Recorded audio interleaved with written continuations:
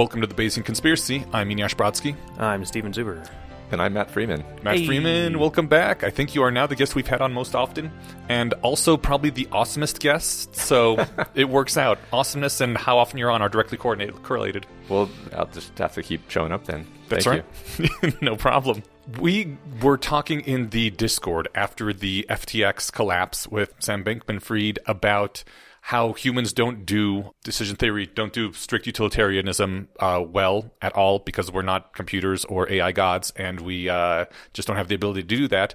You also mentioned in passing at one of those conversations that the frustrating thing is people don't even bother trying to make basic decision trees and applying any sort of Bayesianism to their decisions, even though obviously as humans they couldn't do it very well, but no one even tries. And I was like, yeah, I have no idea how I would even do that. And you said, well, I have a way to teach people to do that. It's super easy and barely an inconvenience. That's right. I hope that's true.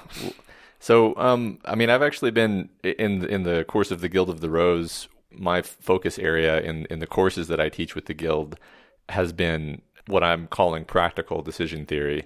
I took a course in risk, uncertainty, and decisions in graduate school in like an industrial engineering context, and it taught the basics of decision theory as it would be applied to like capital allocations. Basically, complex real-world problems that you have in business that you could usefully apply decision theory to. And I learned a ton of cool lessons there. Later on, went to Less Wrong and spent a lot of time on Less Wrong, and was always a little confused and frustrated by the fact that rationalists talk about decision theory as if it's this like esoteric wisdom that no one knows about, when in fact, decision theory is used in a very practical way by industry a lot. And furthermore, I was annoyed by just like knowing for a certainty that the people talking about these esoteric decision theory concepts on Less Wrong just don't know how to actually do decision theory in the sense of like you have a decision, you're facing a decision, you sit down with a piece of paper and a pencil, what do you do? So I was like, this seems like a problem and I want to fix that. Decision theory is incredibly useful in a practical sense. And so my mission has been to teach that to the Guild of the Rose members. And I've done, depending on how you count, between like 5 to 7 workshops on decision theory, focusing on sort of different sub-problems in the Guild of the Rose. You know, I've learned a lot in the course of teaching them. I know that the students have learned a lot. I've got a lot of positive feedback. I've got a lot of people who tell me they have used decision theory to make actual life decisions now that they were sort of stuck on. You know, it's at a pretty developed point now. I've got all these papers sitting around the room with us right here, which are all sort of just different, the course workshops, and they're all focusing on different areas of what we study. It's ready to move past the beta. It's ready to share. Yeah, you've been doing this for the Guild of the Rose for 3 years? Well, I think we started in the middle of the COVID lockdowns. Right at the beginning. So I guess a little bit over 2 years now. Because we started in August 2020. The lockdowns weren't in August, though. Lockdowns started in what? May-ish. For some reason, I thought in my head that it was January 2020, but I was thinking, I guess, January 2021, when everyone was still sitting at home all day. Because I was in the alpha, and this is true for literally everybody on the planet. That whole year is a haze to me, so I don't know when anything happened. I may be using the word lockdowns a little bit loosely. Like what we started forming the guild in early 2020, and then we officially launched the alpha in August. So I don't know if that was really the lockdowns per se, but people were spending a lot of time in their houses anyway. When the smart people were staying home, yeah. How often do you use this? Is this like an everyday thing or only for like major decisions?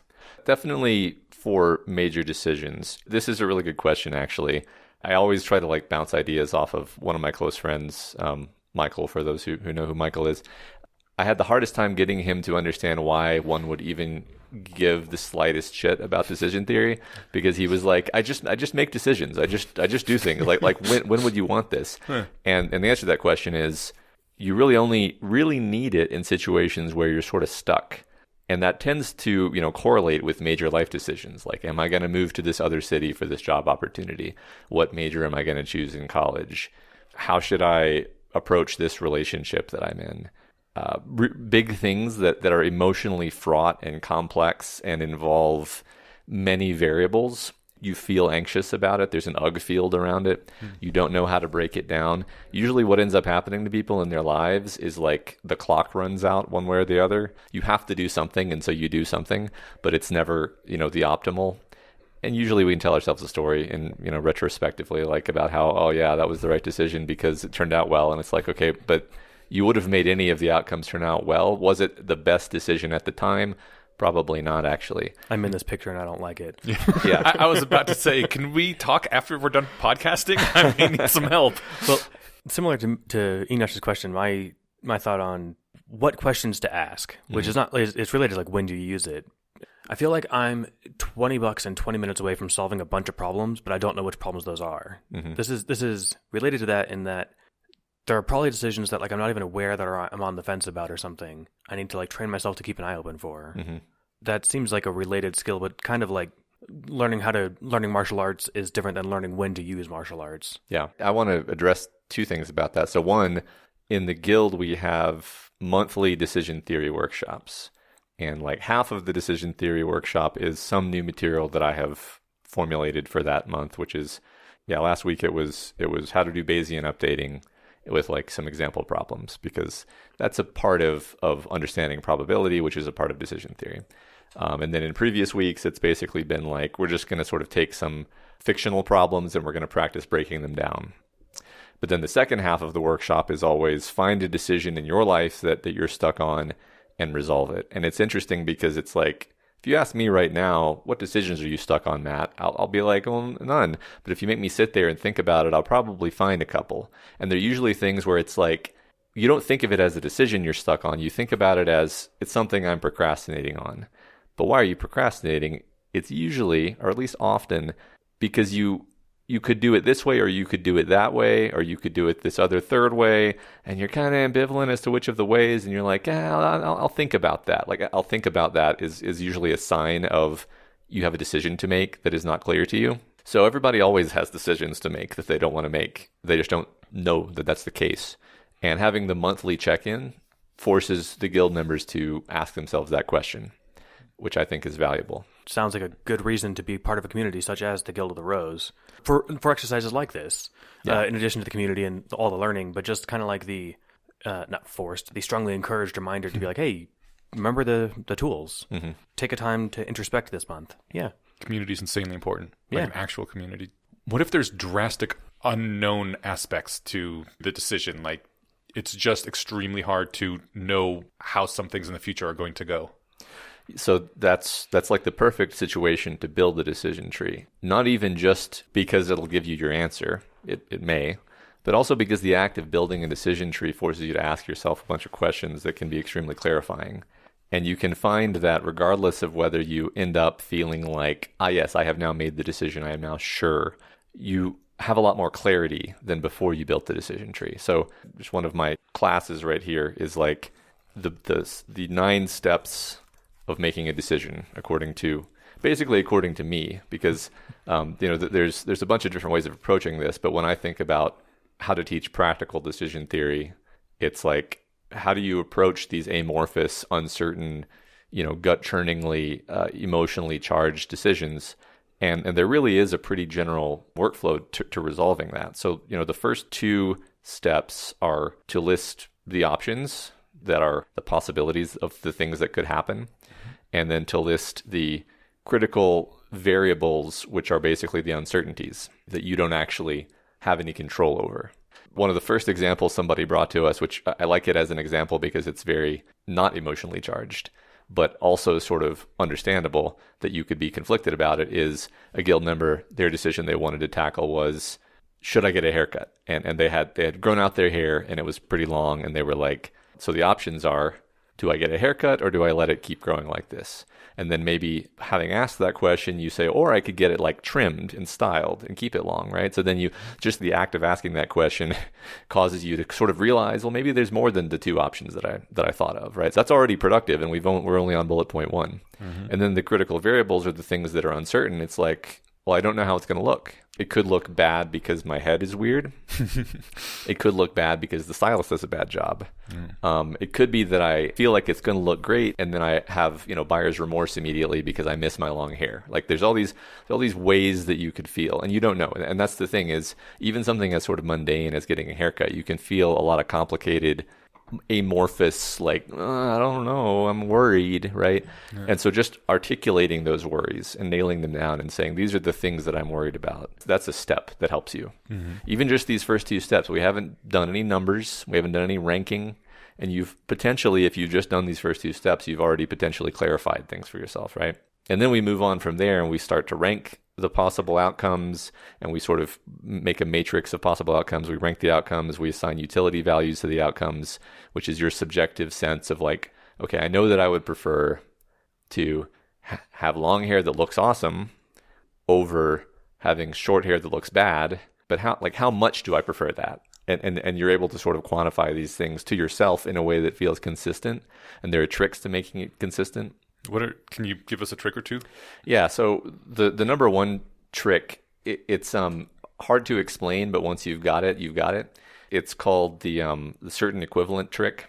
The phrase certain equivalent means how can you conceptualize the possibility of getting this bad thing versus the possibility of getting this good thing as equivalent to the certainty of getting one concrete thing. So let me give you an example. I'm a magical wizard. I have a coin here. I'm going to flip the coin. If it's heads, you get to have long hair that looks great, which is your preferred outcome. But if it's tails, you get short hair that looks terrible and you regret it. Now, in this box over here, I have your middle preferred outcome, which is you have short hair that looks nice. And then I say, at what odds of this coin, 70-30, 10-90, would you be indifferent between this box containing your middling outcome and the coin flip? Okay. Whatever that odds is, that's basically your utility valuation of the middling outcome. And you do this trick over and over for things you're uncertain of. You don't have to like do the trick. It's a mental framework for thinking in terms of how do I equate certainties to probabilistic possibilities. And this allows you to come up with utility valuations that are consistent. And so it also is highly dependent on your own risk tolerance then. Yes.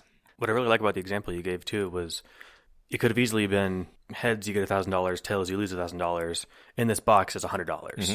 But the haircut thing is just emotional, like, how do you feel about stuff? And I think that's a better pump for this than like having to factor, bills at the end of the month, like factoring in, I don't know, numbers, mm-hmm. right? I liked the intangible part of that. Mm-hmm. Yeah. Now, of course, sometimes money is in play, and you can come up with utility valuations for money using exactly the same trick, where you have like literally exactly the same trick.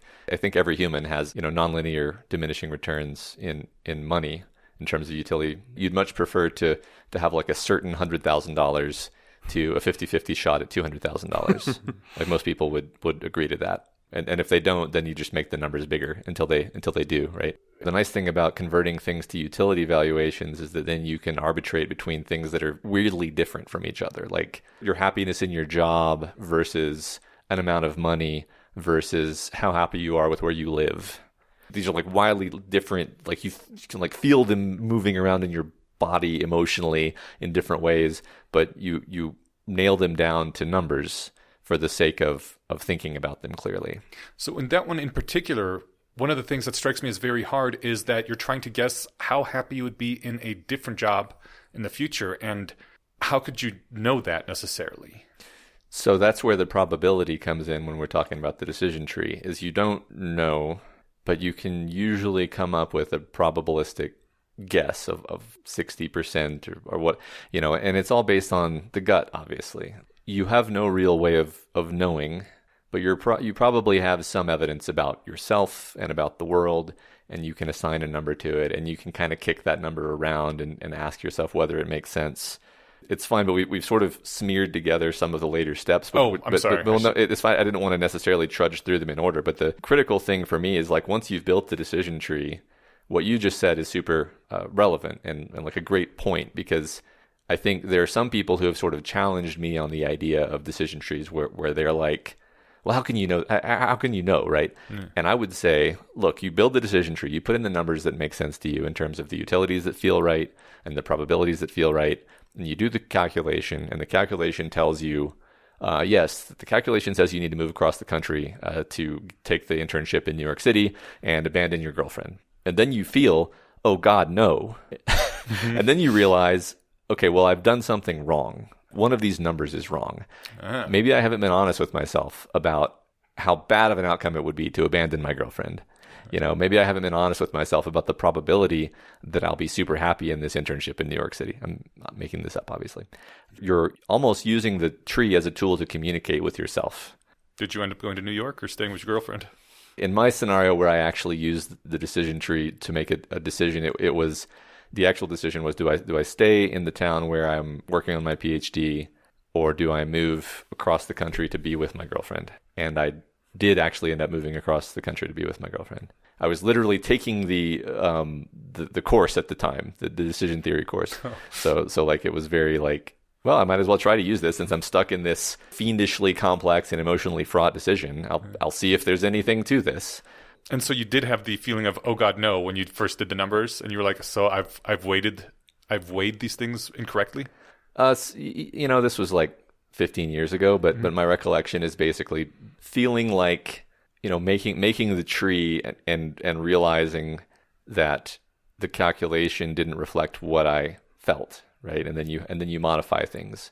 I think some people might feel like that's cheating because it's like, well, you made the tree, now you're changing the tree to match what you want, and I'm like, no, the tree is to help you find out what you want. Right. You're incorporating new information. Yeah. Emotions are very valuable information. Yeah. Exactly. You're exploring and mapping out your own emotions, and it's not necessarily even clear until you have done that what you feel about these things. Because like I said at the beginning, and like you said at the beginning, if it's a very uncertain situation, then you probably just have these amorphous blobs of emotion. You haven't even named what it is that's bothering you yet. Yeah. So that's the workflow. That's the main thing. That's the main like rep cycle. How long did it take you to make this decision tree? Oh, I mean, back then I didn't have any experience, and it was like the first time I had used it for like a real life problem. So it was probably a couple hours of thinking, and maybe even like walking away from it and coming back to it later, changing my mind about things. Do you think that's a good idea? I get a feeling a lot of people don't sit down and just think and try to apply numbers for that long of a time. For a decision that big, I think a couple hours is a totally appropriate amount of time to minimally spend on it, right? Well, sure, but like you spend a couple hours as in like agonizing and feeling bad and like, oh, shouldn't I? And like trying to imagine stuff, but not actually sitting down and trying to write out things and put numbers on them. Why are you agonizing and feeling bad about it? If neither of the outcomes or if none of the ends of the decisions are like something that you're excited about, you shouldn't be, maybe you should look another direction, right? But I see what you're saying. I think you're excited about both of them, right? You want your PhD and you want your girlfriend. Yeah, it was complicated because it's like, what are the odds that I'll be able to finish the PhD remotely? And I did. Like, I kind of got the best outcome there because I got the girl and I got the PhD, and it's like, yeah, Nice. it was more stressful in some ways, but I think this is also a good example because I think the inertia decision, the I don't want to think about this outcome would have been, I just stay in the town. Right. Why we break up. I would imagine that more often than not, if you stay in the state of, I don't want to think about this long enough, the decision is made for you and you continue doing what you're already doing. Yeah. Yeah. You're not going to change stuff if you refuse to ever look at the possible outcome or possible options. Yeah. Yeah. Do you think, okay, I'm getting on a tangent here, but do you think that's net good or net bad for society? That people tend to go with the inertia and not change anything, and therefore things are stable, or people are stuck in low-key misery because they never pursue things. But as a result, things are much more chaotic and you can't count on stuff as much. I think things would be better for everyone if people were more willing to sort of live the examined life and ask themselves these questions and make a change when necessary. One sort of example of this is like everyone, not everyone, I shouldn't say everyone, but I think most people have this feeling of extraordinary dread surrounding a lot of life decisions. Like, for example, changing jobs. It's huge psychic weight. Mm-hmm. And the truth is, in the counterfactual world where you were abruptly laid off and then had to get a new job and then got that new job, you would be like back on your feet and in the groove within like 2 months or something, and you'd be happier. But you're not going to do that because you're going to go along with inertia. So you're going to stay in the job that's not a good fit for 10 years. And you're not going to be miserable, but a large part of what's keeping you in that job is an irrational and incorrect feeling like, but what could happen? It could be a disaster. It could be just the worst thing. And it's really just not thinking seriously about the numbers, right? It's like, well, it could be a disaster. What are the odds that it's going to be a disaster? 2%? And if it is, okay, you find another job. So yes, the act of forcing yourself to sit down and do these things, I think is only like it's sort of only good. I don't know. Like I always like to be pushed back on here because I can get kind of evangelical, and I don't like to be irrationally evangelical about things just in general as a rule. Like if there's a place where you think it's actually harmful, I would love to hear it. I tend to be the sort of person who always pushes people to take risks and try change anyway. Mm-hmm. But that is my own psychology, and I always worry that I'm going to give someone bad advice and they're going to do something and then I've ruined their life and it's my fault. Because I was like, yeah, sure. What's the worst that can happen? You have to get a different job? Go for it. It's going to be awesome. And then, 3 years later, they're strung out on heroin on a street corner somewhere. Like, well, sorry about that. I think unless you introduce them to heroin, but I take your point. It's funny because I love the example of people staying in bad jobs because, I don't know, this might be true. Literally everybody knows somebody who hates their job. Mm-hmm. And it's amazing. Like, my wife works in healthcare, and some people change jobs every year. Some have been the same job that they hate for a decade. I don't know. I guess I kind of get it. Maybe I'm in the bad position to, what month is it? December? Mm-hmm. In the last 15 months, I've had 3 jobs. Mm. That is a higher turnover than I've historically ever had. But I'm a big fan of like, you know what? I'm not living my best life. Let's change this up. But there's also like, factors of how much flexibility you can have with, well, what if the new job this and yada yada. But I don't know, you mentioned like giving bad advice to a friend. Like, I guess what's worse advice? Hey, you know what? You're unhappy. You should that's probably the safe spot to be though. Like that might also be really bad advice. Yeah. And I also have this thing, maybe it makes me an asshole, but like if someone's complaining to me about the same thing over and over for years, I kind of just get sick of hearing about it. Mm-hmm. And it's like, oh, your husband's still an asshole? If only there was a solution to that we talked about half a decade ago, right? Like, so it doesn't mean that it's not still a problem, and you still want to be there as a friend, but it's like, and who knows, maybe in the job or the separation example, it's like maybe it ends roughly, but then you look at like, again, to kind of inform your probabilistic estimates, like how many people change jobs or get divorced with kids or something. Turns out lots, and many people work out great. Like, you're not taking the first whatever alpha ship to Mars and seeing how that all shakes out, right? Mm-hmm. You're encouraging people to explore practiced terrain, right? Yeah. I think taking energy levels into account is also kind of important. I don't know if I've mentioned this before, but I'm pretty sure I've mentioned this on an earlier episode. But anyways, it seems to be that your subconscious or your body or something that you don't have conscious access to already has an idea of how likely something is to work out. It's often wrong, I'm sure, but generally if you're low energy about something, it's because some part of your brain is like, what's the point? This isn't going to work out. You're not going to get anything good about this. And so instead you are depressed and stay in bed all day. And oftentimes it's just a depression thing. But I think if like energy is really low and you just have a hard time doing much of anything, then maybe it's weigh things more on the change shit scale, because it means that some part of your body is saying, I don't expect anything great to come out of this. And I think part of the benefit of using like a structured tool, like a decision tree or just that general approach, is that you can articulate to yourself what is in that box, that kind of black box that's causing those feelings. Because definitely I agree, like your subconscious is a super intelligent supercomputer that knows things that you don't know. And it's like, well, what the hell are you talking about, Matt? Your subconscious is actually making all these calculations. It's just not telling you the numbers or the reasoning. And it can be wrong also. And like, it can help to nail things down, It's subject to a lot of biases, which we often try to overcome. Absolutely, yeah. I mean, like the job change thing, it's like, well, if you're just kind of like grumpy in your job, and then you do a decision tree that says like, the odds of me ending up in a better job is like 5%. And then you can realize like, well, the reason I'm grumpy is that like, maybe I just don't like this career. Like maybe it's not even a matter of like, I need to work at a different company. Maybe I just don't like doing what I do. Yeah. And that's a much bigger problem actually. But it's good to know like, well, you're not actually going to solve this problem by working for a new company. So you might as well stay with the company you're at and then maybe go to night school if you're going to take any action based on this. Yeah. Or just say, you know what, it's a paycheck, right? Like the decision tree does not always say uproot your life and move across the country to be with your girlfriend. Sometimes it says, actually don't. Like you're fine. Just tank this for a few years until you get more squared away. Yeah.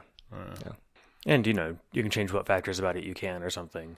Mm-hmm. If you're the kind of employee who like tries to go above and beyond because you feel like you're supposed to or whatever, like you can actually you can find that sweet spot of like minimum amount of effort to keep your job. I'm not encouraging people to do that, but like that is a way to. I get the feeling that's at least half the population right now. I have a friend who, and I think it's awesome, but I would go insane. I had a job like this for a while and it made me want to just throw myself out the window. But he works, in his own words, about 5 hours a week sometimes. Wow. And the rest of it is just hanging out at the office, maybe at home now because it's post-plague. But he's been there for years and years. I hope he has a lot of really good friends at the office. I hope so. But I think it's just like, he finds stuff to dick around on the computer and keep himself busy. But the internet can only keep me on board for so long before I just go nuts. I need something to actually do. But that's just, we're different people. So right. we'd have different values to put on this decision tree. Pulling it all the way back to the outline that we had here, we went through the first two steps, which was write down the things and list the critical variables. So basically, you're listing the options, you're listing the things you're worried about. What do you do after that? Because I know I jumped ahead and I want to pull back because I'm sure I skipped over something here. We sort of addressed these, but in specific, number 3 would be you bin the possible outcomes. So by that I mean like very often there's sort of a continuum feeling set of possible outcomes. If you're thinking about something like how much money am I going to make if I change jobs, it's like, well, that's a scalar value. You can't. That's not A or B. That's so it's like, well, okay, what do I really care about? Basically, I care about am I going to be making more than 20% over what I'm currently making? Am I going to be making between what I'm making now and 20%, or am I going to be making less than what I'm currently making? So like that would be sort of an intuitive way of binning that space into 3 buckets. And I would just sort of personally argue for doing it into 3 or 2 or 4, trending toward less buckets if you can, if it makes sense for you, depending on your problem. An ancestral number of buckets. An ancestral number of buckets, just because it's literally easier to think about and easier to write down. So once you've done that, number 4 is you rank the possible outcomes, and they can be. It's much easier to like show this with a picture than to explain it verbally. But like you can have some pretty complicatedly conjunctive options, like if you're trying to decide where to live and you care about a bunch of different factors, then you can be like, if I have 2 options and one of them is like short commute to work, but it has a lot of floor space, but on the other hand, just like in the suburbs, so there's not a lot of nightlife, and then I compare this against like really small floor plan, but it's really close to the nightlife. So it's like you'll have like a bunch of different things. So it's like, well, you need to rank those. So literally just rank them in order of like, what do I care about more and what's better and what's worse. Fundamentally, you want like the worst one and the best one. And then you can do that certain equivalent trick to rank the middle ones. Actually, so I just sort of blurred into step 5, which is you assign the utility values to each of these. So having ranking them makes it way easier to do the utility evaluations, because you're like, well, this one's higher than this one, so the number's got to be higher, which makes it easier for yourself. What if you expect the utilities to change? Like, once I have kids, I'd prefer to be in the suburbs, but that's still like 5 to 8 years out. That would just be something you'd have to factor in as like an uncertainty. It's basically, am I going to have kids? And then how is that going to so basically you would have downtown bachelor pad, but kids, and then like downtown bachelor pad, but no kids. And downtown bachelor pad with no kids is obviously preferable. So yeah, you incorporate that as one of your sort of extra critical variables. I think step 4 is probably where people circle back to when they reach the end of this process and they're like, oh shit, I did this wrong. Because they realize they ranked things improperly, or they binned them improperly maybe. It's funny, the example with kids, because I was talking to somebody recently who he says that they're planning on trying for a kid in the next year or so, which means in a couple of years they'll have a baby. And he's looking for a new place to live because he's like showing me a map of like where he wants to live in like the greater Denver area. And he was like, so anywhere like really not, north of here or south of here. And I'm like, so you're not going to be able to, because he basically highlighted like the heart of Denver. What it came out to be was like, he wants a place where, preferably he has a good walking score to like nightlife and bars and fun stuff. And then it's I think he's overestimating how much he'll get to do that when he has kids. That's one of the things we talked about. Is it's like you realize like in 2 years that won't matter, right? There won't be like I'm going to go to the bar tonight, right? And then so what maybe you should think about, and this isn't like advice giving. This was just something to put into your thoughts here. Is like, what do you think the kid will want? And then you can also think about like that actually won't really matter for like minimum of 5 years because 2-year-olds don't go outside, right? Or they don't go far, right? So you don't need to be close. You want them to have some grass that they can roll around in, though. Right. I guess I mean like you don't need to be close to like a great walking path that goes to this nice park or something, right? Because they're not going to be going to the park by themselves for a little while. But anyway, so like I think it's totally possible to put in temporal things like that, right? And then of course another option would be if you're thinking like you said 5 or 8 years or something, you could say, well, what am I going to do for the next 5? And then would I want to revisit this in 5 years? And move again or something, or do I want to just move there now? Like that's another decision to make. Right. Yeah. And then that's complicated by, am I worried that property prices are going to go up a lot? Are they going to go down? What's the interest rates going to do? And then you got to start putting decision probability numbers on those. Yeah, it gets messy. Moving this was one of the examples I saw ages ago. There are a lot of known unknowns, but you kind of just got to do your best, right? And then because do your best is not actionable advice. Like rank order your actual preference, like describe your actual preferences and rank order them, right? Yeah. See, I hear this is my thing where I'm thinking like all these bins, all these various weights I got to put all these contingencies on things out, and I'm like, I'm just going to go with my default of take a risk, right? Which is bad though, because what we're trying to do right now is discuss how to not do that and not turn into Sam Bankman-Fried and actually do decision theories. So we should. I guess the decision helps you be a better person. Well, I think it makes you make decisions that are of genuinely better expected value for yourself. Think of it this way. If you make one decision every month using a decision tree that you have thought carefully about, then every time you do that, you're steering your future into a world line that is higher in your preference ordering, probabilistically speaking. So 12 of those a year is 12 times, maybe they're minor decisions, but 12 times that you're that adds up. Turning this way rather than that way. Or maybe you're going with the decision you would have anyway in many cases, in which case you just get to feel a bit more confident about that decision, which is also fine. Like I'm all for just saying, like using it as a psychological tool more than I'm going to reformat my entire existence tool just to say like, yeah, I feel confident about this. I feel good about this decision. I even if it turns out badly for me, I feel good about having made this choice. Because the ways that it can turn out badly, I at least understand them, and I've thought it through. Compounding returns on small decisions like that really adds up. Yeah. To the end that you'd said, it's possible you just keep going with what you're going to do anyway. If somebody did do this every month for a year, and every time at the end of their decision tree they went with their gut estimate, like their gut estimate turned out to be right, would you think that they're doing decision trees wrong, or they just have a really well calibrated gut instinct? My actual suspicion in that case would be you've probably not encountered a lot of really hard decisions during that year. Like you've encountered decisions on the order of should I get a haircut, which is a fun problem because you can imagine procrastinating on that decision because it's just like you're like, oh, but I like my hair the way it is. I'm gonna, but it's not gonna ruin your life because your hair will grow back. It might take a while, but it will. It's rare that you have a big life deranging decision to make. Actually, I would argue that the reason why you practice intermittently on easier decisions is so that the tools are sharp when that actually hard decision does come along.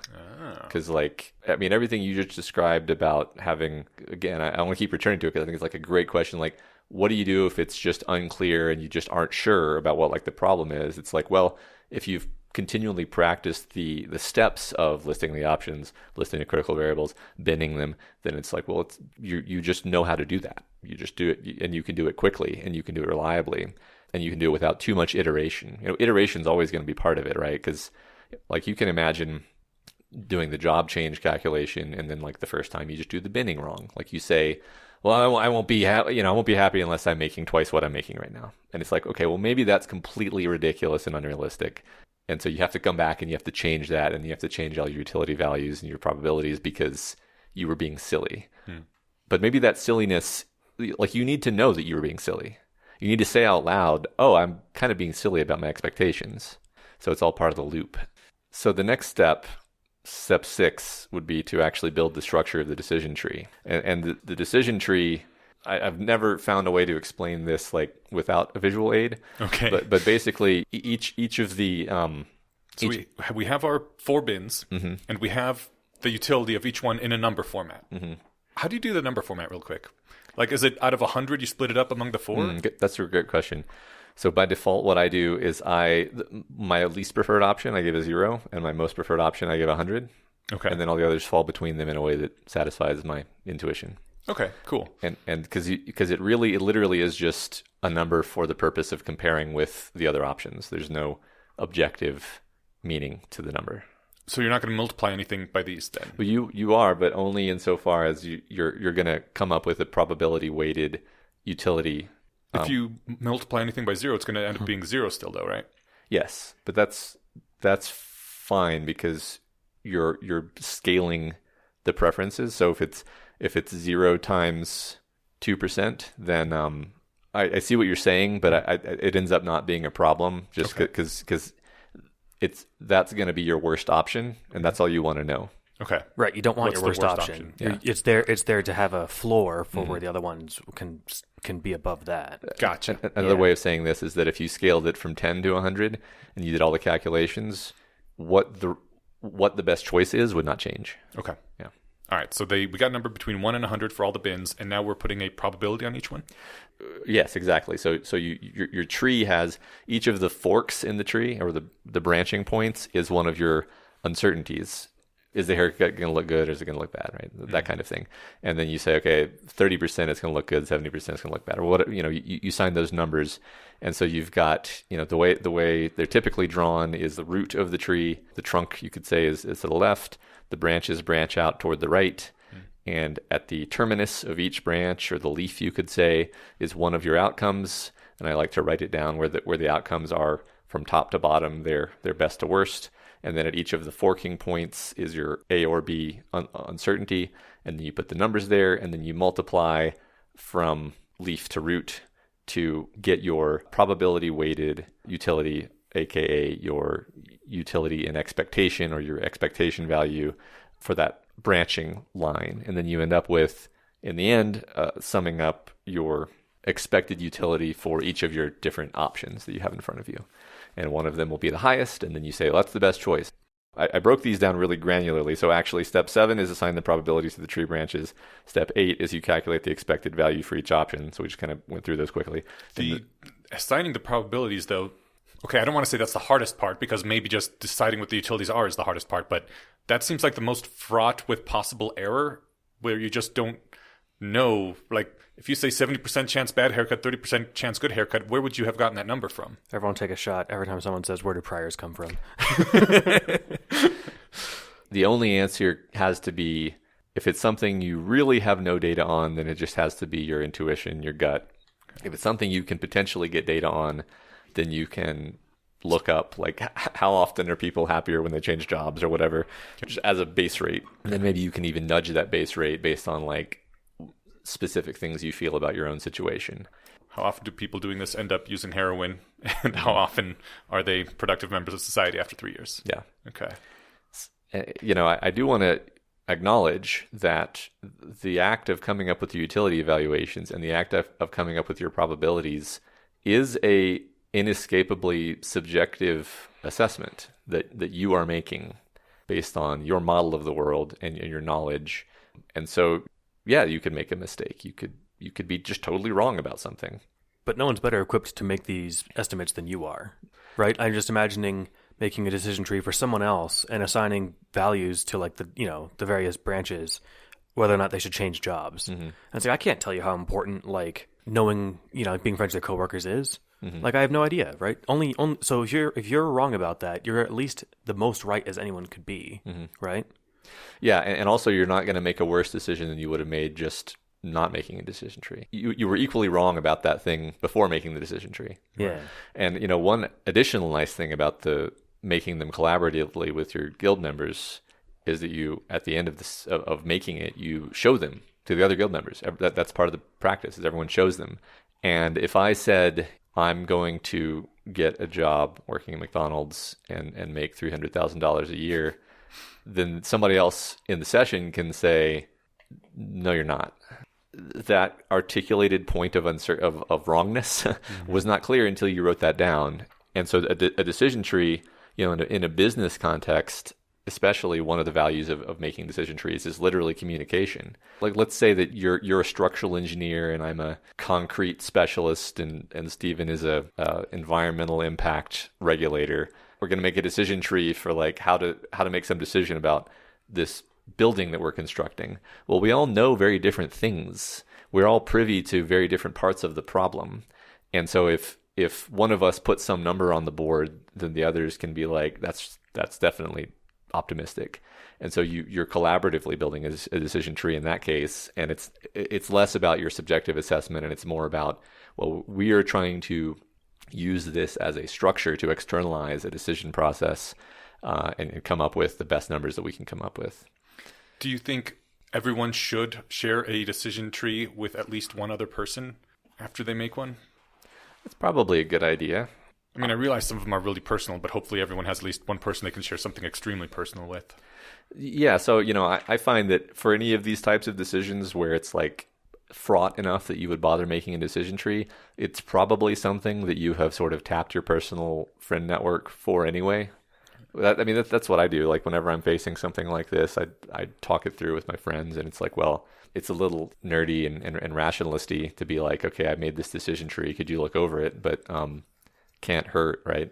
And probably if you're like us, then all your friends are nerds anyway. So yeah, the answer would probably be like, fuck yeah, I can. Yeah. Rather than, why? Yeah. At some point years ago, reading various popular science books and like various popular philosophy books, whatever the author was the expert at, they tended to view everything in that context. Dawkins reduces everything to some evolutionary analogy, and maybe running this by just getting a completely different angle on it can give you a better picture of some of the stuff you might actually be missing. Mm-hmm. Yeah, that seems super valuable. And maybe in a more actionable way than, if you wrote a paragraph of text about what your plan is and you gave it to that other expert, they might read it and be like, English is ambiguous, right? Like, what do you mean by very likely? Oh, this is a funny thing, actually, is apparently somebody did a survey a long time ago. Numerically, what does very likely mean? And they got numbers between like literally 5% and 95%.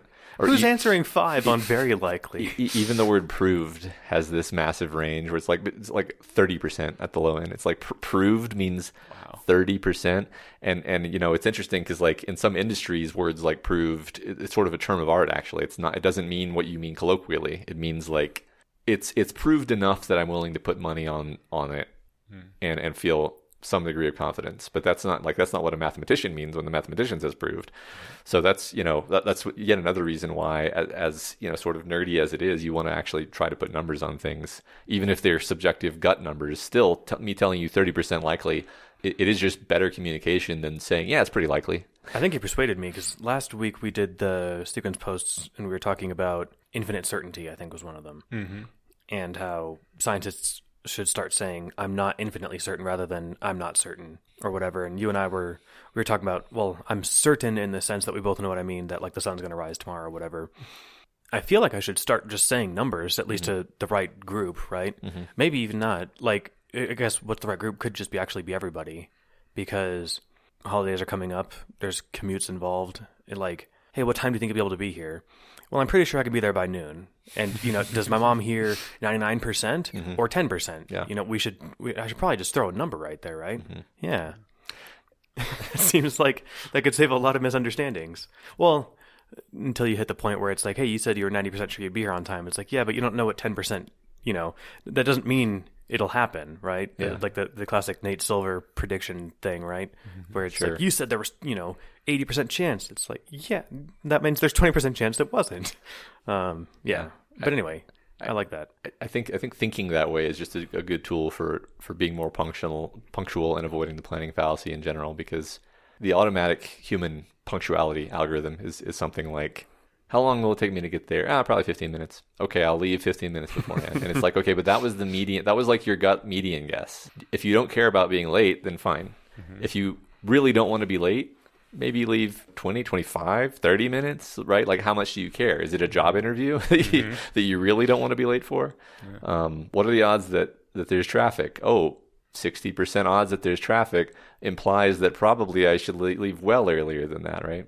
Speaking of odds, I recently spoke with someone who was saying that she has no idea what odds feel like from the inside, really.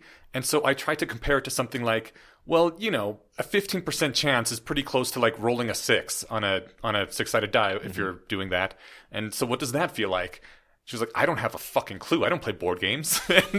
and so just as a general piece of advice, I kind of think everybody should play a lot of dice-using games in their life, especially when they're younger and those things are more fun. So you can just start to get an intuitive sense, preferably even ones that use more than just 6-sided dice. Because, rolling a natural 20, that feels hard.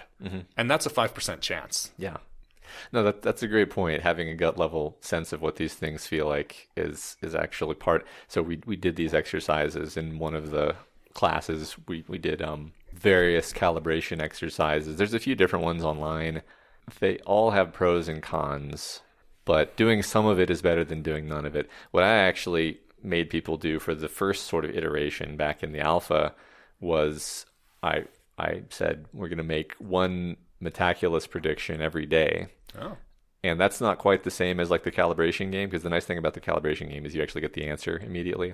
Like just the act of making these predictions and then seeing how your score changes over time, you begin to get a sense of like where, like, okay, I thought that felt like it was 5% likely, but it turns out the things that I said were 5% likely to happen are actually happening 20% of the time. Apparently my gut doesn't know what 5% feels like versus 20%. And then that's something you can actually work on and get better at. Another way of practicing this is an exercise that I've given, which is like I usually just pick an animal like a blue whale or a crocodile or something, and I say, come up with your median guess for the heaviest ever recorded blue whale or crocodile or whatever.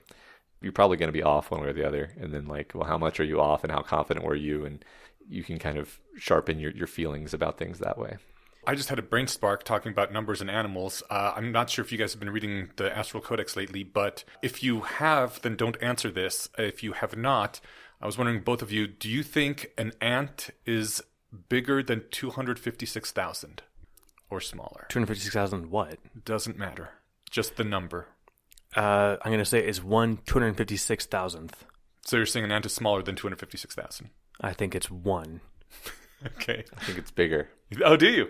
Intuitively, you feel that way? I have no idea where this is going. Yeah, sure. Yeah, no, I'm just curious. I'm going to say one ant is 1. Because ChatGPT had an answer for that, and Scott was thinking about it, and he's like, an ant does feel smaller than 256,000. I was like, God damn it, you're right. Why does ChatGPT know this? I feel like someone's going to pose a stupid question like this to, the next iteration of this, and that's going to be what causes the end of the world.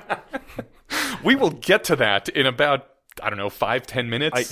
Since we do have to do an AI corner, because I'm out of the loop on this, but it occurs to me that the practice of making a decision tree necessitates that, like, you do have a scout mindset about your own future and, like, the things you're trying to decide, rather than a soldier mindset.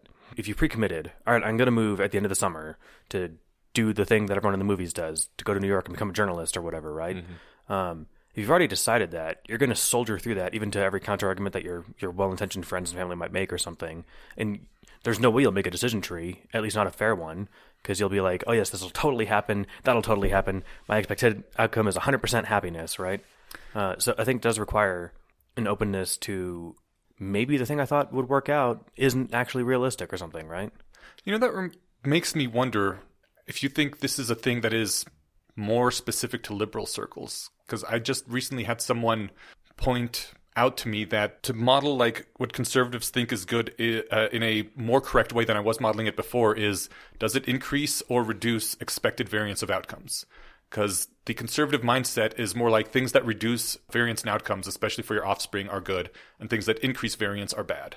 That makes a lot of sense. Following a lot of these basic scripts will reduce the variance of your outcomes, and that means less amazing big wins, but also less failures. And that was one way to think of it. But this also seems to me like if you're doing these sorts of decision trees, it means that you are deviating from the default scripts, and your variance in life outcomes is probably going to increase, right? Maybe? Yeah, in the sense that you're likely to stop making decisions out of inertia. I guess these trees are one way to make sure that the variance tends more towards the positive rather than the negative. Right, because you're very unlikely to come up with a decision tree that says that you should intentionally quit your job and start doing heroin. Right. Like that's a possible outcome, but you're intentionally, like, if you're going to make that decision, it's because you think that's a very unlikely outcome based on, everything that you know. That's one reason we practice the calibration and everything is like, and like forecasting is like, well, you want to get better at knowing what's going to happen, obviously. Like that just helps you steer. And there might be some point where even conservative people are like, the default expected outcome is too negative. Things have to change. Yeah. Well, even, conservatively minded folks change jobs. Yeah, but they're less likely to take big risks on unknowns. Sure, but maybe, it's weird. I feel like I'm, and this is, I don't know, I don't have a good political allegiance score, but I don't like big risks. I like things, I don't know, if I liked big risks, I'd go to Vegas and put it all on, 0, right? Yeah. Or all on red if I like a slightly smaller risk. You like some stability. Yeah. I think it's just true that it's way easier to ruin your life than it is to make yourself into a enormously successful person who's optimizing everything. Like there are many things that I could do that I can think of easily from where I'm sitting right now that would ruin my life. I can think of no easy ways to make my life much better, because if I had thought of them, I would already be pursuing them. Yeah. In a certain sense, that kind of conservatism bias is a bit rational. Like I know people who have done the thing where they're like, YOLO, I'm gonna basically throw away everything that's good about my life for a shot at this thing over here. And I'm like, man, I don't think I have a single example of that turning out well for them, honestly. Mm-hmm. Like done unwisely and from just a spirit of literally just like life is an adventure. I'm like, man, how old are you? Like, and the thing is, at the same time, I respect what you've said about like wanting to take more risks, but I don't think like in your 20s, maybe you can still recover from stupid decisions. Yeah. And like implicitly, I think that when you're saying take a risk, it's like, well, you're taking a risk which you actually think has a good chance of just making everything better for you. You're not flushing everything of value to you down the toilet. Right. And just kind of a nihilistic fashion. I'm certainly not burning down the system. Yeah. And yeah. That's what I was going to say when you mentioned that you can think of 100 ways to ruin your life. Most of them, I imagine, you have to deliberately walk into traffic, right? Mm-hmm. It's not like, oh, suddenly I got the wrong haircut and my life is over, right? Yeah. It's kind of deliberately making a catastrophic decision where I can, at least in 1 or 2 steps, ruin my life, right? If I'm carefully planning stuff out, I'm just trying to think of decisions everybody makes, where to move, where to live, what to invest in, where do you send your kids to school? Like, I don't know. I'm wondering how much actual daylight there is between, maybe the decisions, like you said, maybe they have different scale. Do I throw my phone in the river and become a hermit is probably not like a very conservative guess on how I would want to like orient my future. Mm-hmm. Doesn't strike me as a particularly liberal one either. It just seems that's a bad example. But I really love your example of where to send the kids to school. Yep. And I'll say the reason why is like I feel like almost everybody I know and have known in my life, the way they make that decision is, well, where do I live and where's the local school? Yeah. And it's like that's sort of like saying, where do I invest my 401k? Okay, there's a McDonald's over there. I guess I'm investing in McDonald's, 100% of it in McDonald's.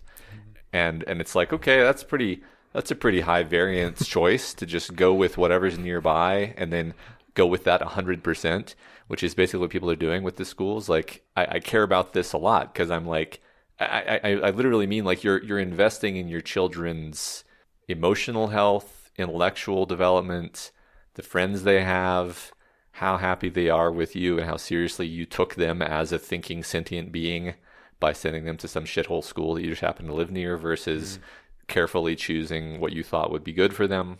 It has ramifications for your future relationship with your children, which is, according to your 65-year-old self, the most important thing in your life, even if it's not true right now.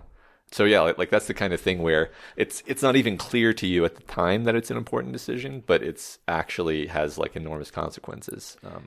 Yeah, I know somebody who of the candidate places they were looking to move a few years ago was what sort of schools can we get nearby? Mm-hmm.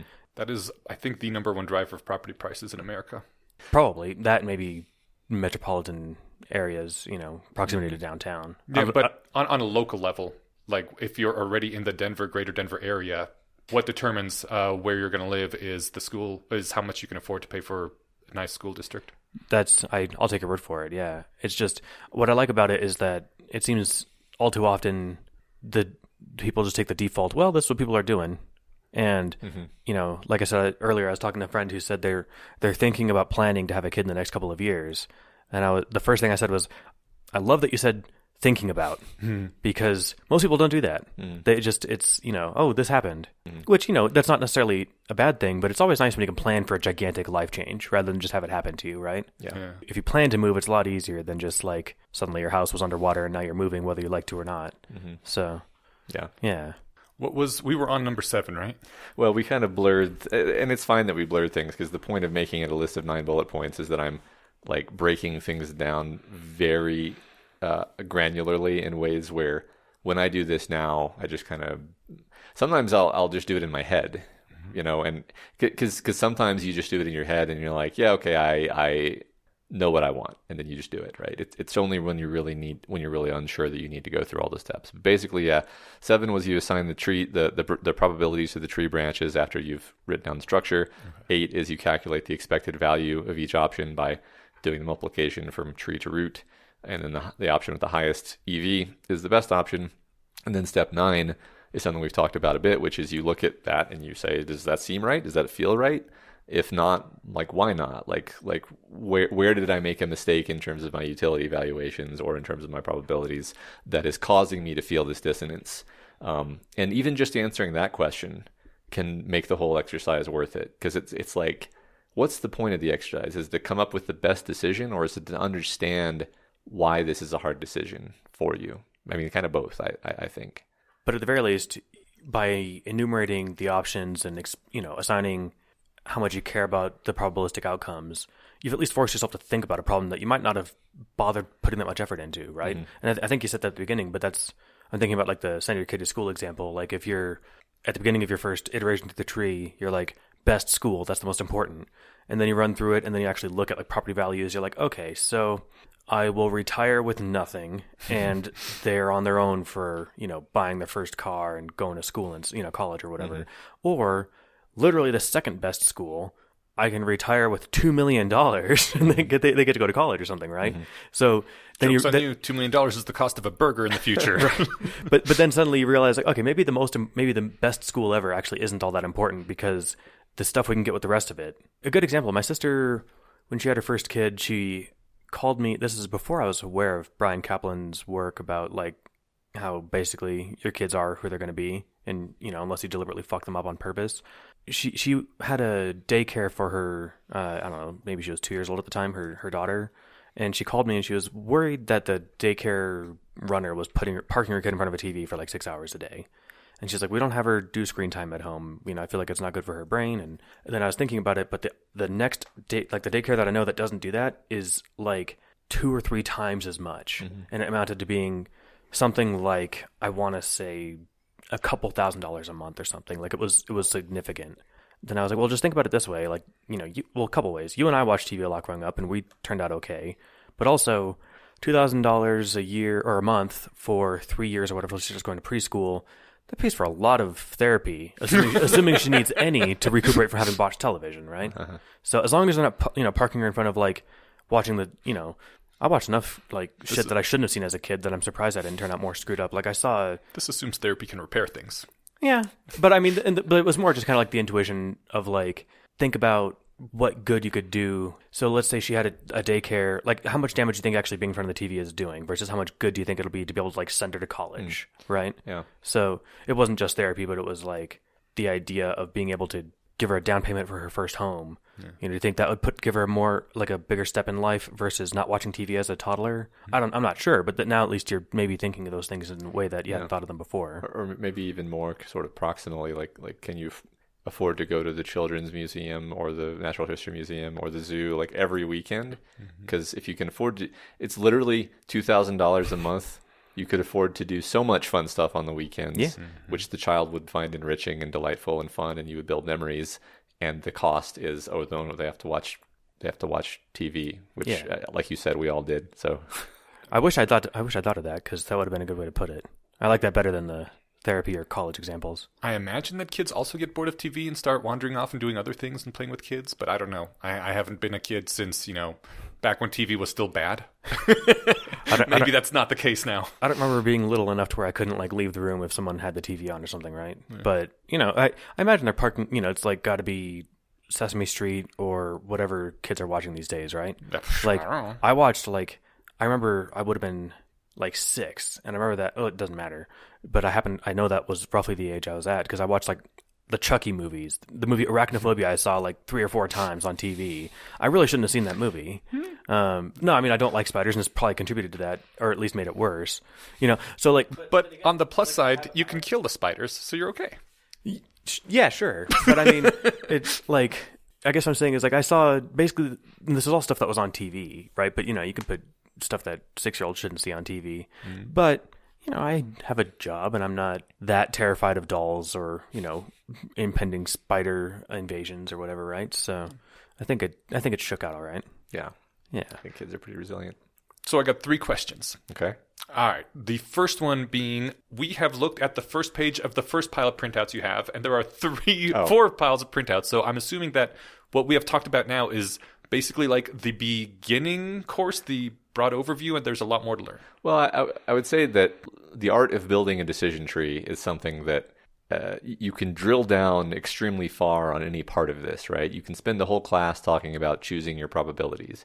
You can spend the whole class talking about just how to break down the options, right? So the reason there's 4 pages is the one we were looking at is actually let's remember how to break down a decision into a decision tree, go through the whole process. But then there's also the workshop exercise was I have a fun science fiction scenario. So I have this recurring setting that I use called Station 7, which is a space station in a vague futuristic setting. Okay. And then I create fiendish situations for the inhabitants of Station 7 involving you're desperate to get some fuel to power your station reactor, so you need to go to this asteroid to get the fuel, but it's a dangerous mission involving risk for this and this reason, and maybe you want to bring along a radiation shield, but the radiation shield is going to slow you down, and if it slows you down, then maybe the Station 7 will run out of fuel. So I create these fun science fiction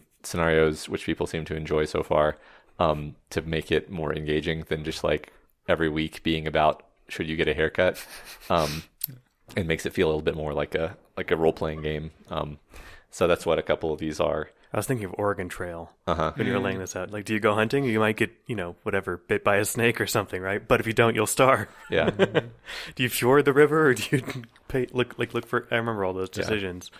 And there's built into those is what's called the value of information exercise, where you for example, the one with the are you gonna go get the fuel, and then it's okay, well, a super intelligent AI is passing through the sector, and they're willing to sell you the information about whether or not there's going to be a radiation storm. They'll just tell you. So how much would you be willing to pay them for that information, so that now you're certain and you can know whether or not you want to bring, and so you can use your decision tree, and then you can kind of build a counterfactual version of your decision tree, and you can come up with the amount that you should be willing to pay for information. And there are situations in life where you would be willing to pay for more information rather than just making the decision based on your current level of knowledge. This actually brings to mind when I'm thinking about which decision to make, and I'm okay, well, if this happens, then this, and then if that, then this, and I'll go down a few chains along, from a few different starting points given possible information that could come in. And then I realize, you're just sitting here running in circles when, the information will be here next week. Why don't you just wait? Mm-hmm. So you've mapped out roughly where you're thinking this could go, but instead of sitting here just worrying about it, wait a week until you hear whether or not you have the interview, right? Mm-hmm. You don't have to decide whether or not you're moving to LA to do the thing until they offer you a job. Mm-hmm. maybe it's still handy to weigh out, though, okay, assuming this outcome, then what would I do, right? You can still get ahead of stuff. I guess I'm curious on your guys' feedback, if there's a useful time to where it's like, you know what, just quit worrying about it until you get more data. Because it's really easy to say that forever, but maybe it depends on the kind of person you are, how much time you're burning, running through the same loops, right?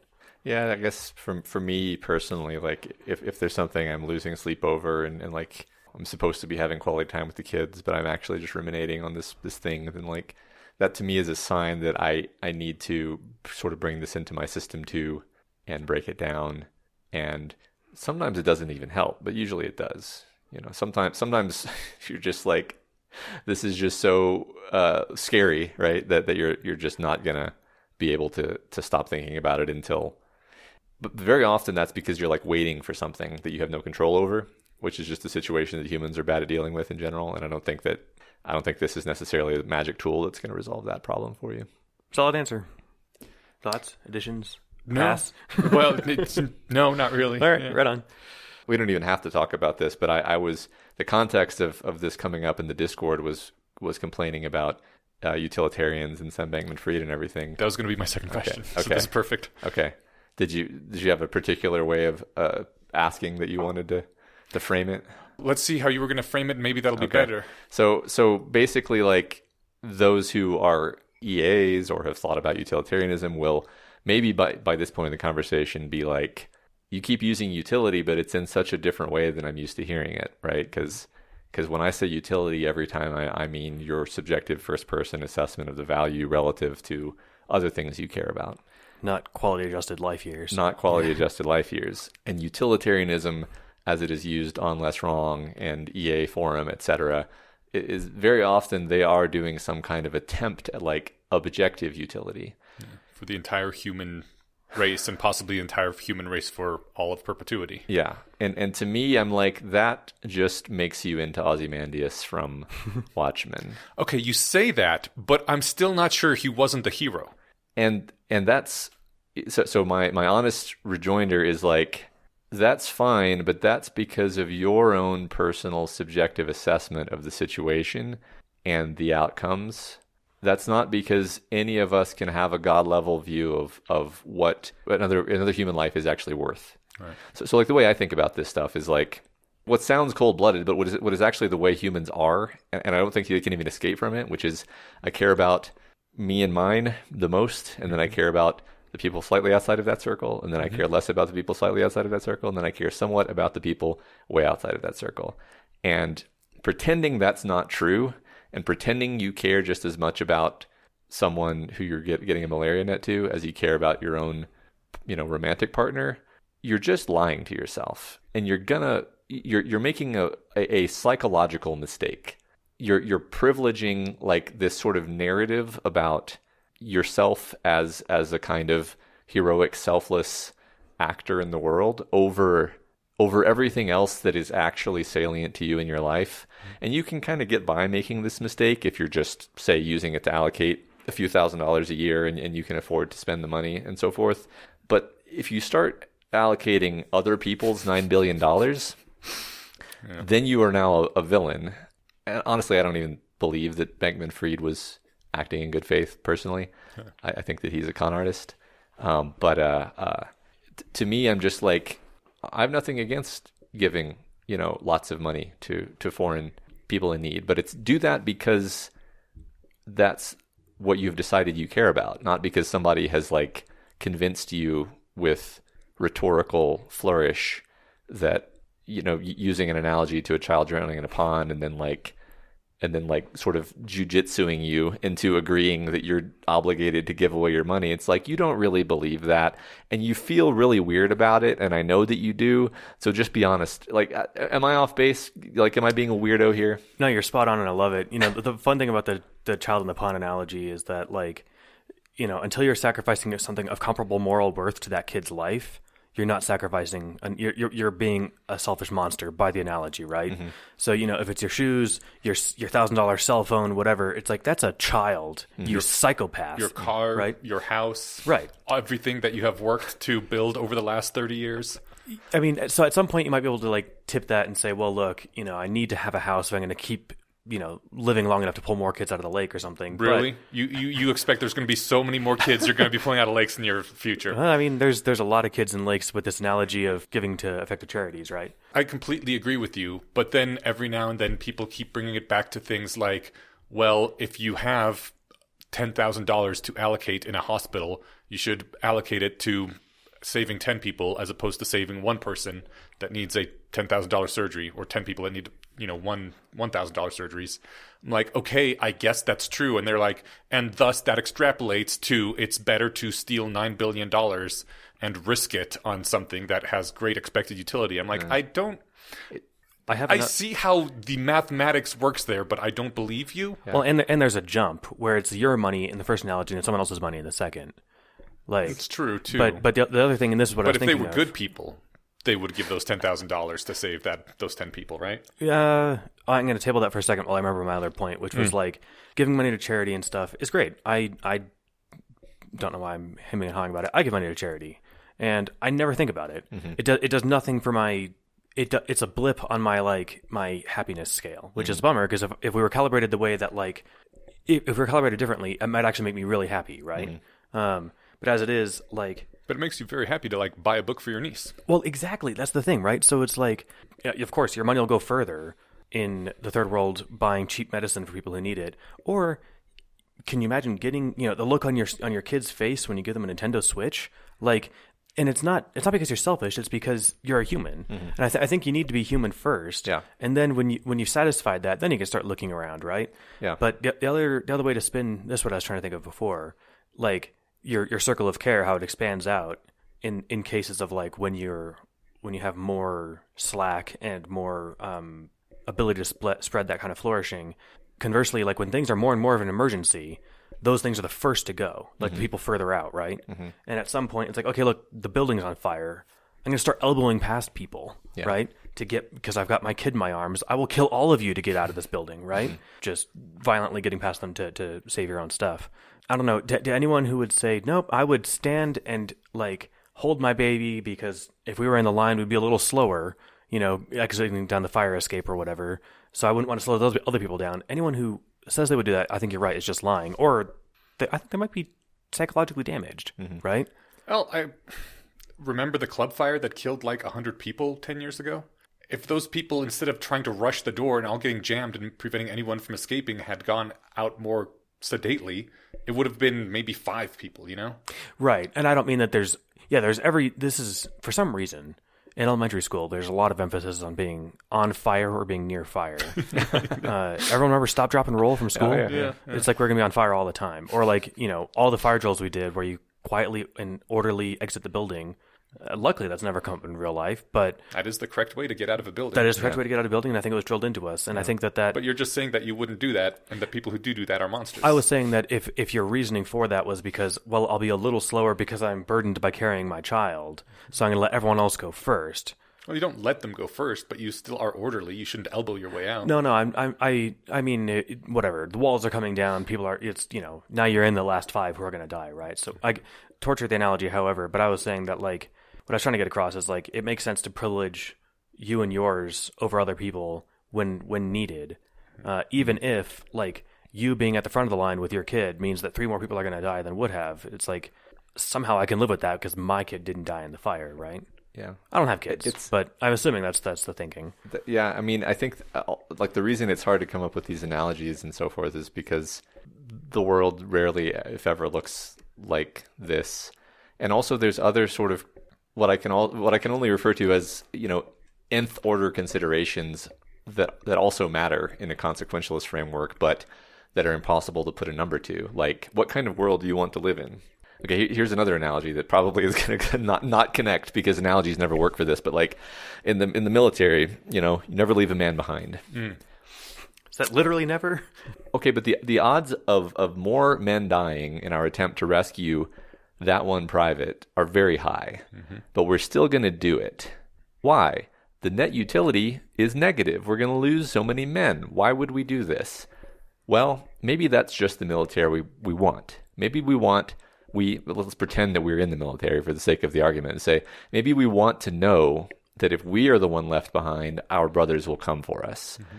And that, to me, I'm willing to be the guy who dies saving Private Ryan if the odds are that I could be Private Ryan and my brothers might come save me. And so it's like overall unit cohesion in the military goes up, which is more important than maybe losing 5-10 guys. And then maybe you win the war. Yeah. And in circumstances where you're not saving Private Ryan, but like everything else you're doing, just having that level of, like you said, cohesion and trust and whatever, it turns out that analogously, leads to like societal cohesion actually really matters. Yeah. People are less likely to risk their life for a cause if they don't feel that they would be taken care of. Yeah. And so this is where like the others wouldn't risk their lives for them. Yeah.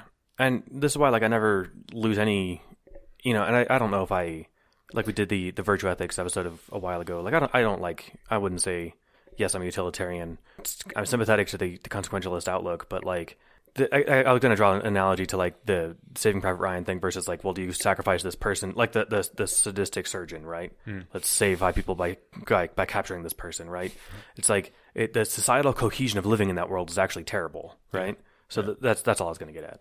So how would you, using the decision tree, demonstrate that it's bad to murder one person for $1 million to save 1,000 people? Because it would make me hate myself for the rest of my life. And what if you're a bad person that doesn't hate yourself for murdering a random person? Okay, so since it's so repugnant to me, I'm going to say we're talking about Bob, who's over here. Bob is a bad person who wouldn't mind killing someone for $1 million. Because he's going to donate all of those $1 million to saving lives. The thing about Bob is maybe he's just going to use it to buy hookers and blow. But he's made a very solid promise that he will use no more than 10% for hookers and blow. Yeah, so it'll be net positive. But like that's the thing is it is a sort of morally neutral algorithm where Bob is allowed, if Bob really believes that murdering somebody for $1 million will make him happier and steer the future higher in his preference ordering, then that's what he's going to do. The thing is, Bob would have probably done that without a decision tree.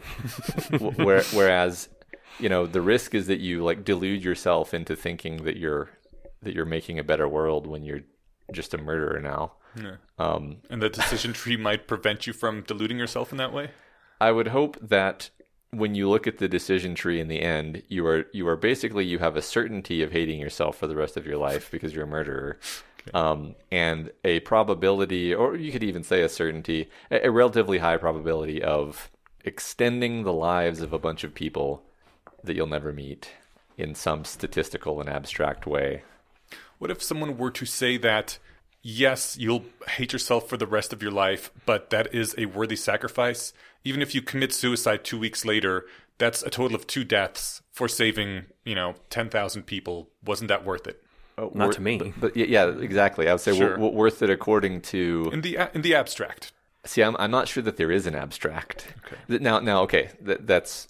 The reason why rationalists talk about this all the time is fundamentally because we're trying to program this into the computer so the computer will make the right decisions. Yeah. And the computer doesn't have our gut level ability to assess utilities, which is actually a huge problem.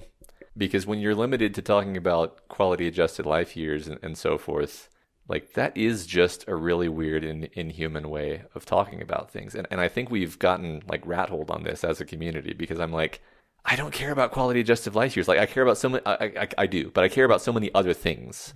Like the Saving Private Ryan, like I care about the kind of society that we have, not just... Care about society continuing to function.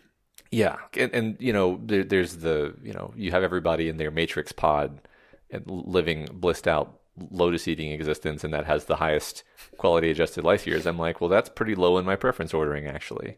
That loses so many of the things that I care about.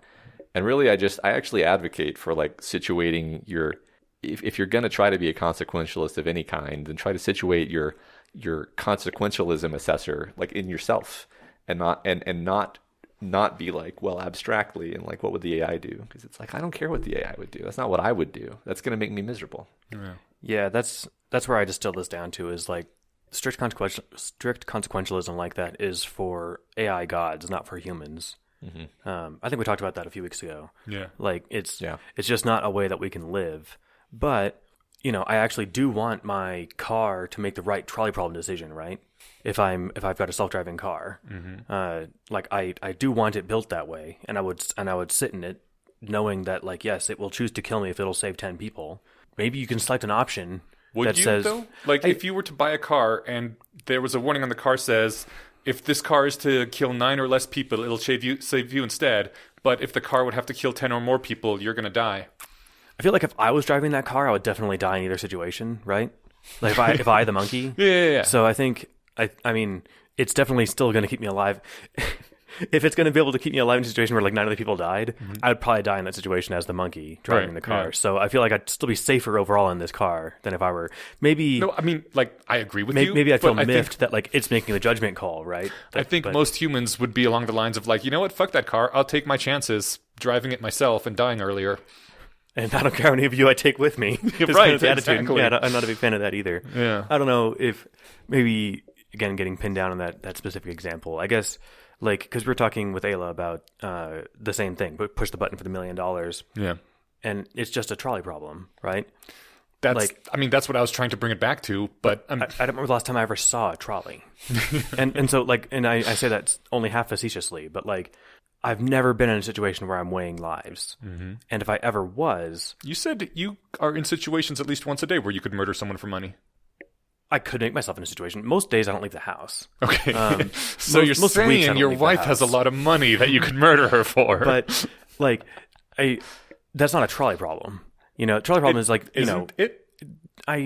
this might be too... At any point, if you could murder someone for $10,000, aren't you trading 2 lives for their one? Well, specifically in the trolley problem, you're not actually murdering anybody. You're saving 4 people at the cost of 1. That you're enacting a decision to help with that, right? So the trolley problem is probably a shitty analogy, and we should lynch people that try to say this is a trolley problem. Well, what's fun is like the trolley problem comes in the 2 popular variants: one where you're pulling the switch, and one where you're pushing the fat guy in front of the train. Mm-hmm. Most people, it's something in the upper 90s, won't push the fat guy, but most people will also flip the switch. Mm-hmm. You know, there's something about murdering somebody that people have this weird repugnance to, and I'm kind of okay. To lean into that, right? Uh-huh. So, you know, would I want to live in a society where I'm the one person who gets hit by the trolley to save 5? And that's kind of what I was saying with the self-driving car thing. Like, the answer is yes. Yes, it kind of like, you know, no one wants to be on the receiving end of that, but it's like we want to live in a situation where if a plane is hijacked, do they, you know, blow up in the air before they crash into this giant building full of people? You kind of want that to maybe be the default thing. In fact, if we just told it, was this a joke from a comedian at some point? This sounds rehearsed in my brain. If we just put a bomb on every plane and said, look, if this plane's hijacked, we're detonating the bomb. Fuck you. People might try to hijack planes less. That said, maybe someone will hijack a plane just so they blow it up. But like the point is, you're never going to get control of this plane, and you're never going to be able to pilot it into the White House. Mm-hmm. Like, you know, if that was abundantly clear, I think people would be kind of okay with that, and people would still fly. Maybe, right? I don't know. I think we're getting way too. You know, what if one of the people flying turns out to be Hitler? Like we're one step away from that, right? So right.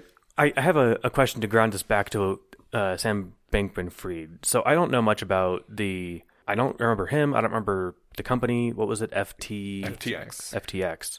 The main scandal was like people who worked there, and this was a cryptocurrency exchange, right?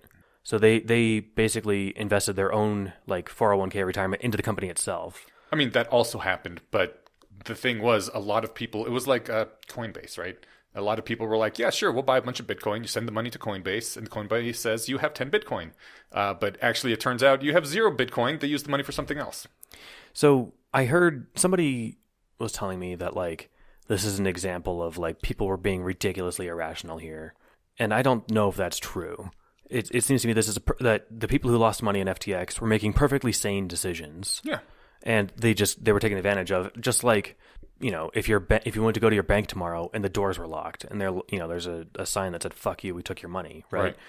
That's a little harder to happen maybe than stealing your money through a crypto exchange, but it doesn't mean that it's like impossible. Specifically, crypto exchanges aren't regulated like banks are regulated, right, which makes it much easier to get away with things like that. Yeah, that's why I was saying, you know, because any account in the U.S. is federally guaranteed up to $250,000. Yeah. But do you think, if Sam Bankman-Fried were to use this decision tree, that wouldn't work. It wouldn't have made him not asterisk do it. next to the decision tree. Well, doesn't work if you're a psychopath. Yeah, so that's the thing. If we take the interpretation that he was actually just trying to enrich himself, then he's just going to make the decision that an interesting question is Sam Bankman-Fried just an idiot, actually? Because on the Tyler Cowen podcast, Tyler Cowen says, if you could flip a switch and duplicate the Earth with 50% and destroy the Earth with 50%, would you?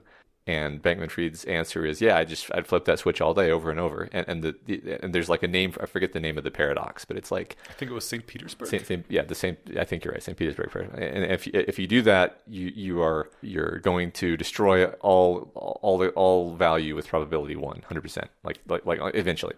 I think he specifically said like 51% and 49% or something.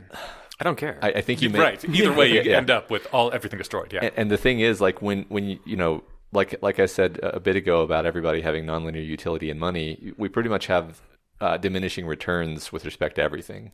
And so the idea that you wouldn't flip a coin even to double your own wealth at the odds of losing 100% of your wealth, that would be foolhardy and stupid. And so the idea that you're going to do that with like cosmic stakes is just equally stupid. And what if you completely believe in the multi-worlds interpretation and you think that it's a quantum 51% probability, not deterministic? Then you're welcome to engage in that quantum immortality with a Russian roulette game for a few hours, and then you start flipping these switches.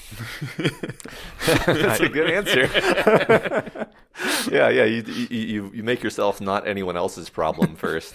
I mean, I think that if it's really just affecting you, then that's one thing. But if you're risking other people's money for one thing, like he was, then it's like, I don't know Don't do that. And also you're creating all these other, if you really take that seriously, you're creating all these other universes of terrible loss and devastation. But 2% less on net, so you're gaining.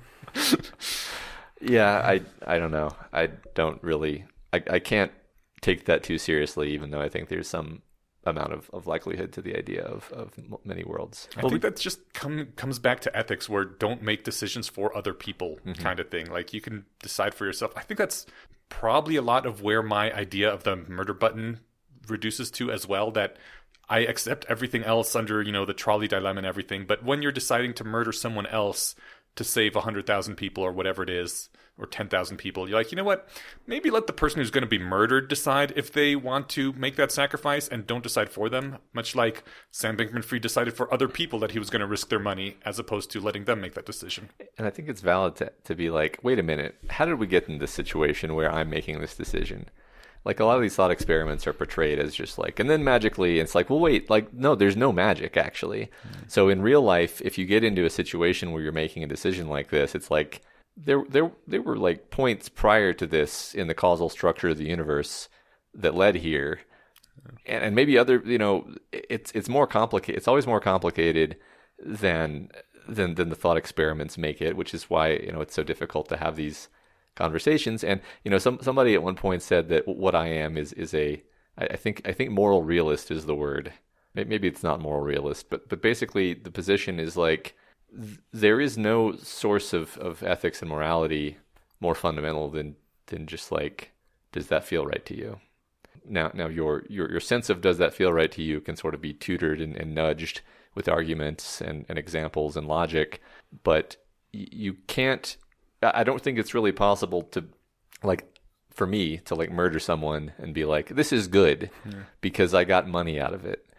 I've always been I agree with you about this, and it has been my opinion that ethics is the practice of tuning the morality of others, specifically when they're younger, because that's when it's easier, but even older if you can, tuning the morality of others to be pro-social.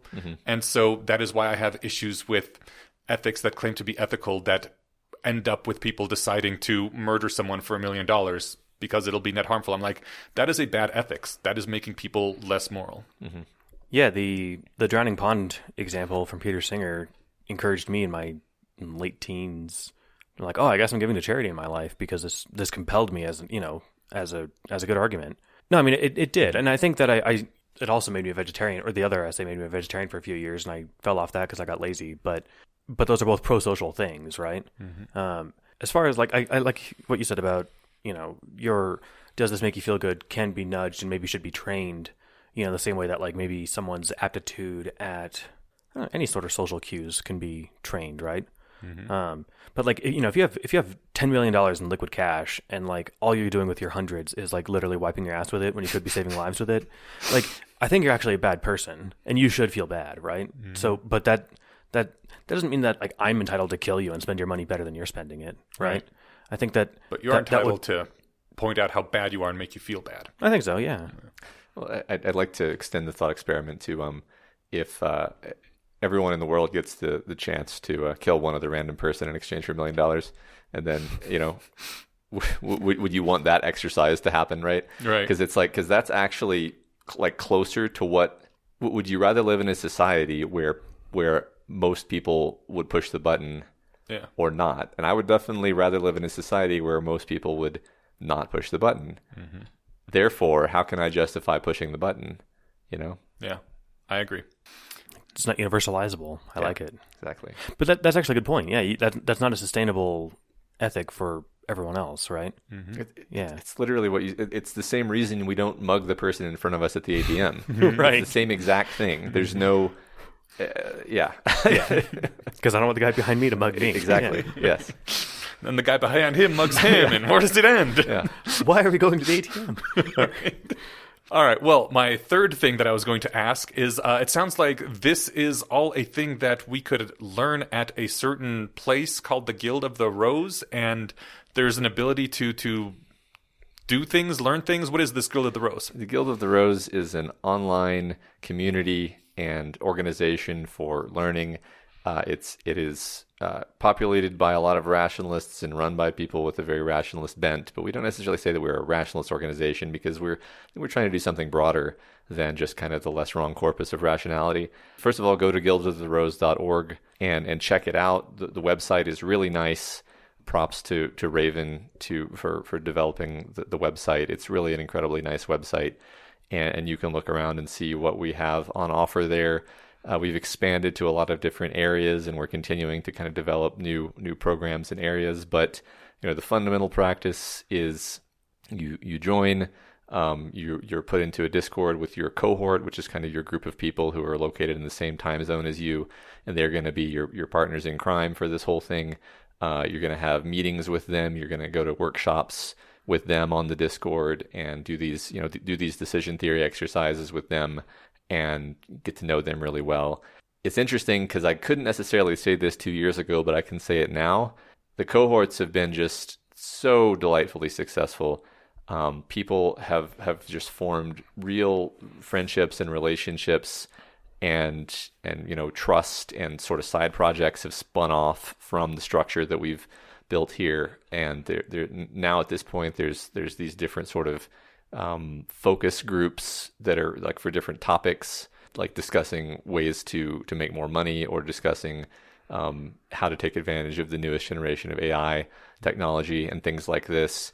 And it's just really sort of flourishing as a community of rationalists, which was really a huge part of our goal the whole time. So the reason I mention all of that is to say, I think in the past we've given the impression that if you join the Guild of the Rose, what you are getting is courses. It's like that's available, that's there, and you can you don't have to go to the courses, you don't have to go to the workshops.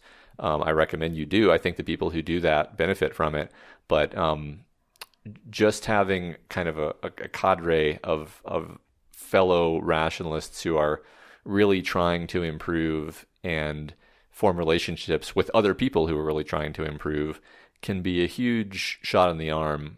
Just socializing with people who are pointed in the same direction as you can be hugely beneficial. So one of the things that we do is monthly we have these decision workshops, which I build, and I think that has been really valuable. Again, go to guildoftheRose.org. You can get a 1 month free trial, so you can access 100% of the features. If you can't afford to join for the $15 a month fee, then just tell us, and your tuition will be waived. No questions asked. You just tell us. So really, there is no reason not to join if you are at all interested. And my personal opinion is, if we're not bringing $15 a month of value to your life, then we have done something terribly wrong. And I feel that we've passed that threshold long ago, honestly. And if you are bringing $15 to somebody who doesn't have that to spare, then that's not going to be an impediment to them. Exactly. Yeah. Exactly. I think that sales pitch was perfect, but I don't want to cut it off if you're still going. No, that's good. Yeah. But I can almost hear people saying, "But Matt, I hate doing stuff. How much of a commitment is this?" I know we've talked about this before, but let's pretend like it's people's first time hearing about it. Well, how much of a commitment is it to hang out with your friends if you like them, right? Mm-hmm. That's a good point. But I mean, but realistically, or but actually, is this an hour a night? Is this 2 hours a week? That sort of stuff. Yeah. So what we explicitly aim for, basically an hour and a half a week of in-class workshop time where you're doing the exercises that have been constructed for you, and then like 30 minutes to an hour of like separate cohort meeting time, just because it's actually really interesting to me, because we say, okay, cohorts, you're required to have a cohort meeting separate from us. And then we, the council, have no idea what they do in those sessions, but they do them every week. So presumably they're getting value out of them. I'm actually very curious what little like bubbles of culture have been built in the background of this thing that I've made without even realizing that they're happening.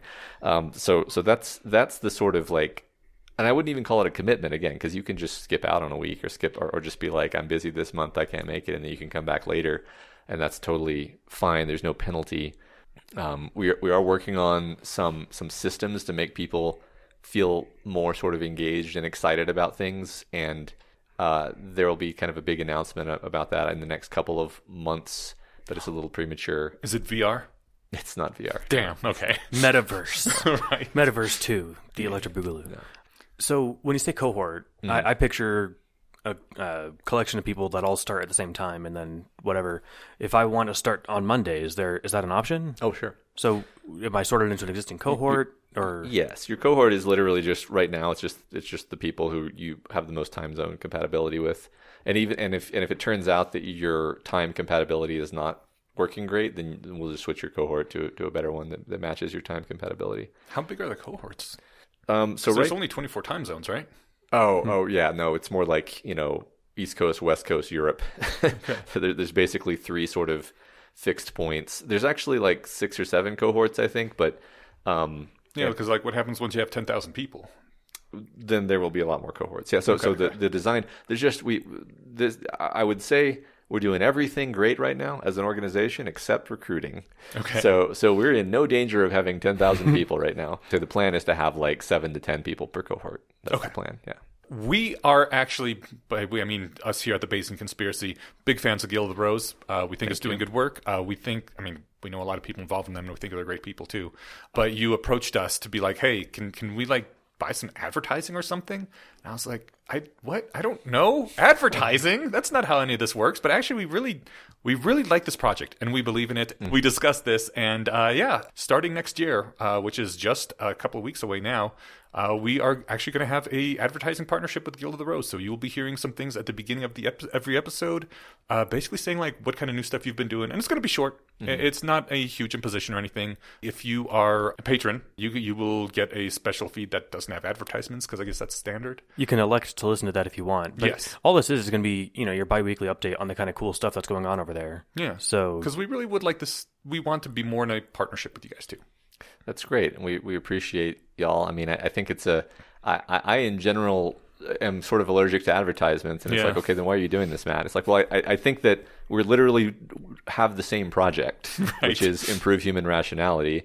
You guys are doing it via podcasts and discussions, and we're doing it via focus groups and courses, but like we're pointed in the same direction, so we should ally and we essentially already have, but this is just a more formal way of doing that. This is different than like the Very Bad Wizards like pushing Kratom and are they doing that now? Yeah, and what's the other one? They're always BetterHelp, the online therapy thing, which maybe is I don't know if that's a good thing or not, but that's not doing what the Very Bad Wizards is doing, right? Right. Yeah. This is two heads. Ours is two heads of the same side Hydra. That's what I was going to say, but that sounds nefarious. Of a nice Hydra. Okay. Hail Hydra. Yeah, Hail Hydra. Okay, we are back for the Bayesian AI Corner.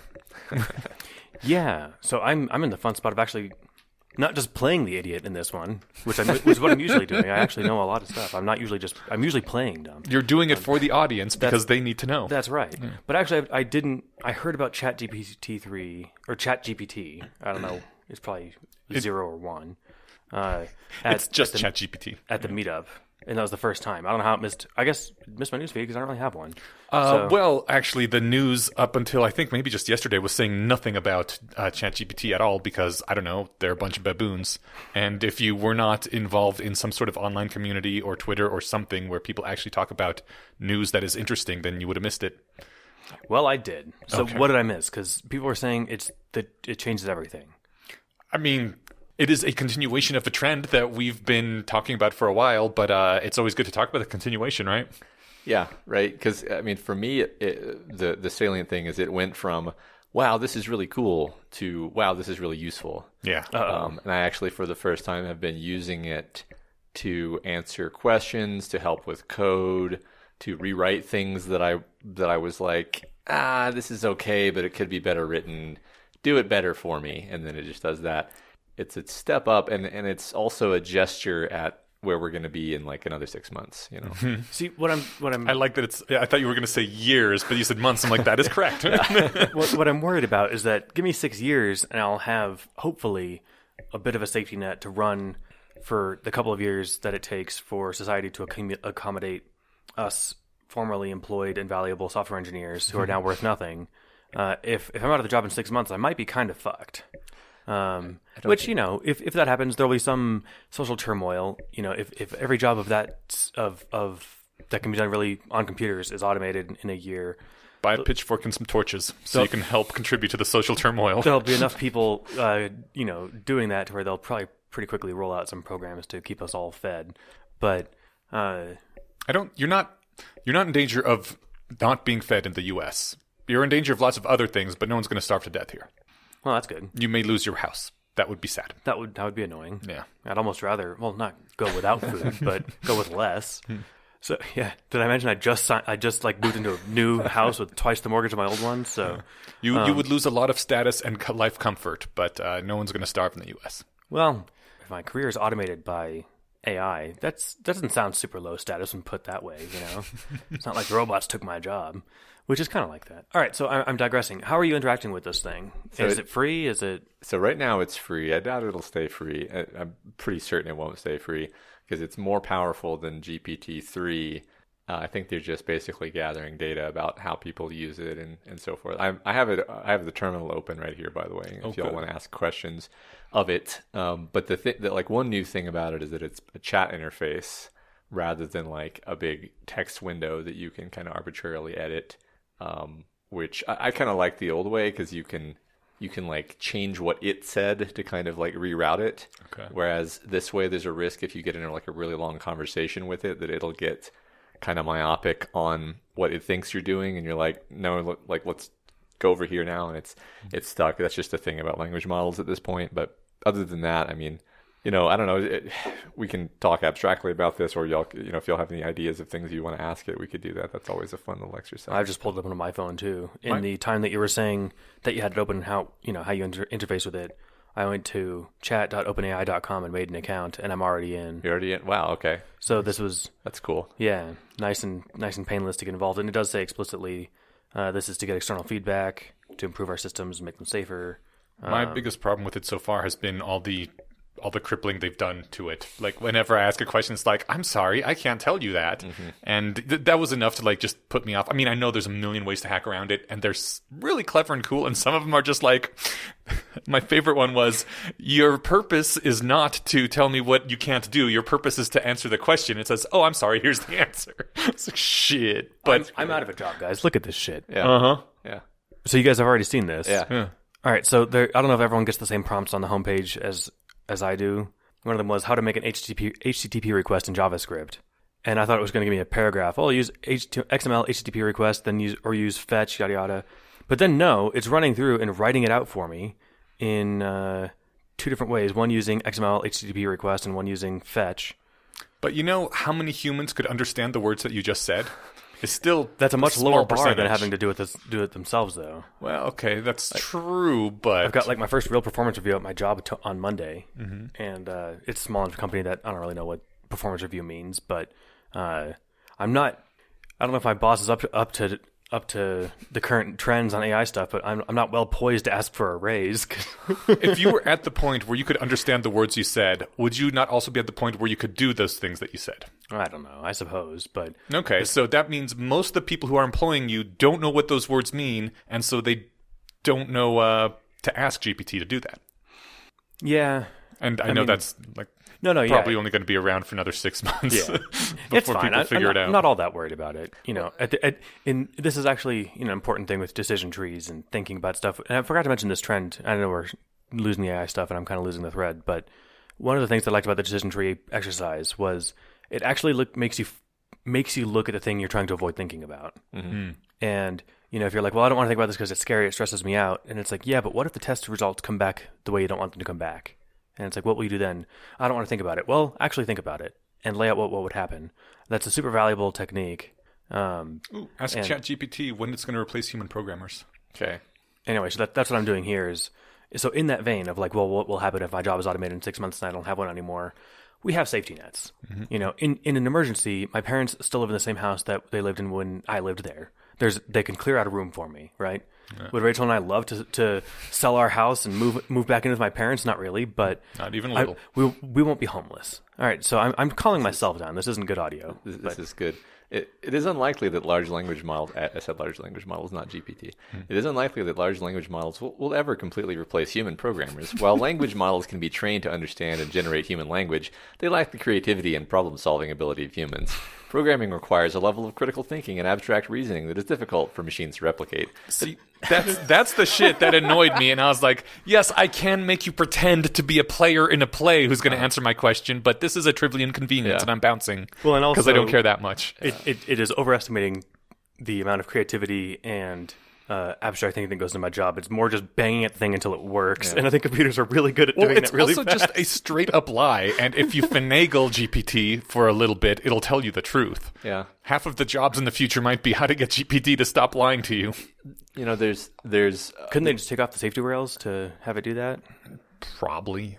Well, okay. Well, maybe that's what you pay for. I'm pretty big of a AI soon maximalist, as you guys know, but there are problems with this thing. Like it will, if it doesn't know something, it kind of doesn't know that it doesn't know it, so it'll just make something up. It's funny because while I have gotten tremendous value from this tool, the first thing that I asked it, I was like, I wonder how it'll do on this sort of subtle engineering problem that even I am sort of unclear on. And it just very confidently gave a wrong equation that doesn't even exist in the literature. And I was like, you just made up an equation to answer my question, like that. So it'll hallucinate answers to things it doesn't know the answer to. Yeah. And I think the reason why I didn't know how to do it is that there is in fact no canonical way to do it. And so when I asked for the way to do it, it just made it up. But there's a very interesting Less Wrong post I just saw last night. So I don't know. I haven't read much about it, but basically someone is doing a thing where you can tell how likely something is to be true. I don't remember what the percentage was, but it was a pretty high percentage. Not even looking at the actual things that's said, but just seeing what was activated in the neural net, because things that are true tend to be correlated and internally consistent. That makes sense. There's all sorts of ways you could imagine getting prompting it to help on that, where you could be like, how confident are you about this? Or is that true after, Yeah. And Steven, you're laughing? You're watching me go through a facial journey. Yeah. So I'm working on front end stuff at work, which isn't my wheelhouse. So I asked it, can you explain JavaScript's React state management in a way that a child can understand? And it says, sure, ! Imagine that you have a toy box, and inside that toy box are different toys like dolls, cars, and balls. And the toy box is like the state in a React app. It holds all the different pieces of data that your app is using. And I'm like, oh my God, this is a perfect analogy. And then it's like, so if you want to update, say change a toy in the box, you use the set state, and then it starts writing example code for it, doll, car, ball. And I'm just like, it was lying when it's saying it's not going to replace us. Yeah. That said, somebody needs to check its work. Yeah. But like I think we talked about before, it takes fewer people to check work than does to do the work themselves. Right. For example, Classic I mentioned PNP. I live next. I live near a live next. Bleh. my new home is near a Walmart neighborhood, whatever, grocery store, like not the big one. And I went through in like my first week or went grocery shopping, got like this big cart full of groceries. There are no humans to check out groceries. It was all me, so I had to do it like myself at the thing. And there's room, but it was kind of like more work than I thought it was going to be. But as a result, there's like a dozen of these stations and one person watching all dozen of them rather than a dozen cashiers. And when I was in Europe, I was surprised there was almost nobody in fast food places taking orders. Everything was through kiosks. And like if you actually had to go up front to order something, someone would be like, ugh, fine. Fucking people from the sticks don't know about touch screens. Kind of surprising. Yeah, isn't it funny how quickly we went from like, God, that'll never happen to like, what? It happened. We didn't even notice. Nobody even commented on it. Yeah. You know, while you're saving yourself 7 hours of labor a day by using ChatGPT, you can like train in the next thing that the computer can't do. It'll have to be something that takes meat hands to do. Well, right? Maybe. I mean, Tesla's working on that servant robot thing. So, I mean, what's the market like for sex work? No, I mean, the robots might be a couple steps behind us on that. So, no, I don't know. It's like I think it'll be a force multiplier for a while, and then it will, then we'll have AGIs that don't need us anymore. But like for a while, one really cool thing about these models for my point of view is like that I've started using it for is like either give it some code or give it some writing and be like, offer some critiques of this. And usually the critiques are pretty good. And then, you can incorporate those and then you can like iterate on that. And like if you're talking about code, then it'll be like, it would be better if you did it this way. You can even ask it to like rewrite this in a better way and it'll do that too. But as a tool, I find it useful to sort of cognitively actually see the feedback. And that's the kind of thing where you can imagine like writing code and then having it sort of audit the code at a level higher than just like a linter or a type checker or whatever, where it's like sort of telling you like, hey, did you notice that like you forgot one of the possible state outcomes in this if, or switch statement or whatever. And then you could be like, oh, I didn't, thanks. And it's not taking your job. It's helping you do your job actually at that point. GitHub Copilot already does that. I know. Yeah. I know. Yeah. This is just better. And so, I mean, and you make a good point. I guess like, and I'm not really worried about the immediate prospects of losing my job. Like, not every industry will be able to jump into this immediately. It'll take people that need to know how to use it, yada, yada. They still had to move in the self-checkout kiosks. They're still moving them into stores, even though they've been around for like 15 years, right? Or 10. So I was curious, and I don't know how much of this is technical nitty-gritty that I'm not equipped to understand, but what makes ChatGPT different and or better than GTP3? At least part of it, I think, is ease of use. It's a very human interface. It's almost like a question you would ask to somebody on a Discord server. You can just type it in. So is it GTP3 under the hood? I think it's 3.5. Yeah, I think it's just been trained more, which makes a big difference with these things. Like I know we probably talked about this a few weeks ago, but the idea that it was discovered at some point that all these large language models were probably too large, actually, in the sense that they ought to be given more training data to take advantage of their size. And so I think they just have been continually training GPT-3 and then training it specifically sort of in this chat idiom. What does that look like, training a large language model? Can I short circuit that? Please. Okay, mainly because the technical details, I think we'd have to have a whole podcast episode if we're going to go into that stuff. Fair enough. And I'd like to stick more on like the implications. That works. Okay. Maybe I'm flinching away from the implications and trying to focus on something, more abstract that'll turn my brain to mush before it literally turns to mush from starvation.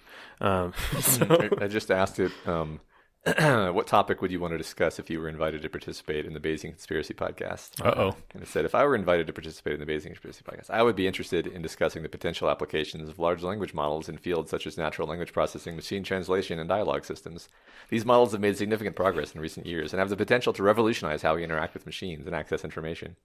I would also be interested in discussing the ethical considerations surrounding the use of these models, such as their potential impact on employment and privacy. I just thought it was funny that it was tracking our conversation. Right. So that is actually a relevant question. It's owned by OpenAI. Mm-hmm. I don't actually know what OpenAI's business model is. If it's like what it says on the box, I don't think they have a business model. It's more of a, we're going to try to make AI not take over the world by making it available to everyone, which I think is the wrong tactic to take. But I think that might be the case. But it does sound like if the world doesn't end from this, then it's not like... Well, it's not going to end from this specifically. Well, unless you're asking it, how do I build the next scary thing and, circumnavigate the fences. But yeah. So you'd heard about Cicero too, right? Remind me, I know the name. I forget what the details are. Cicero is the one that is in the top 10% of diplomacy players.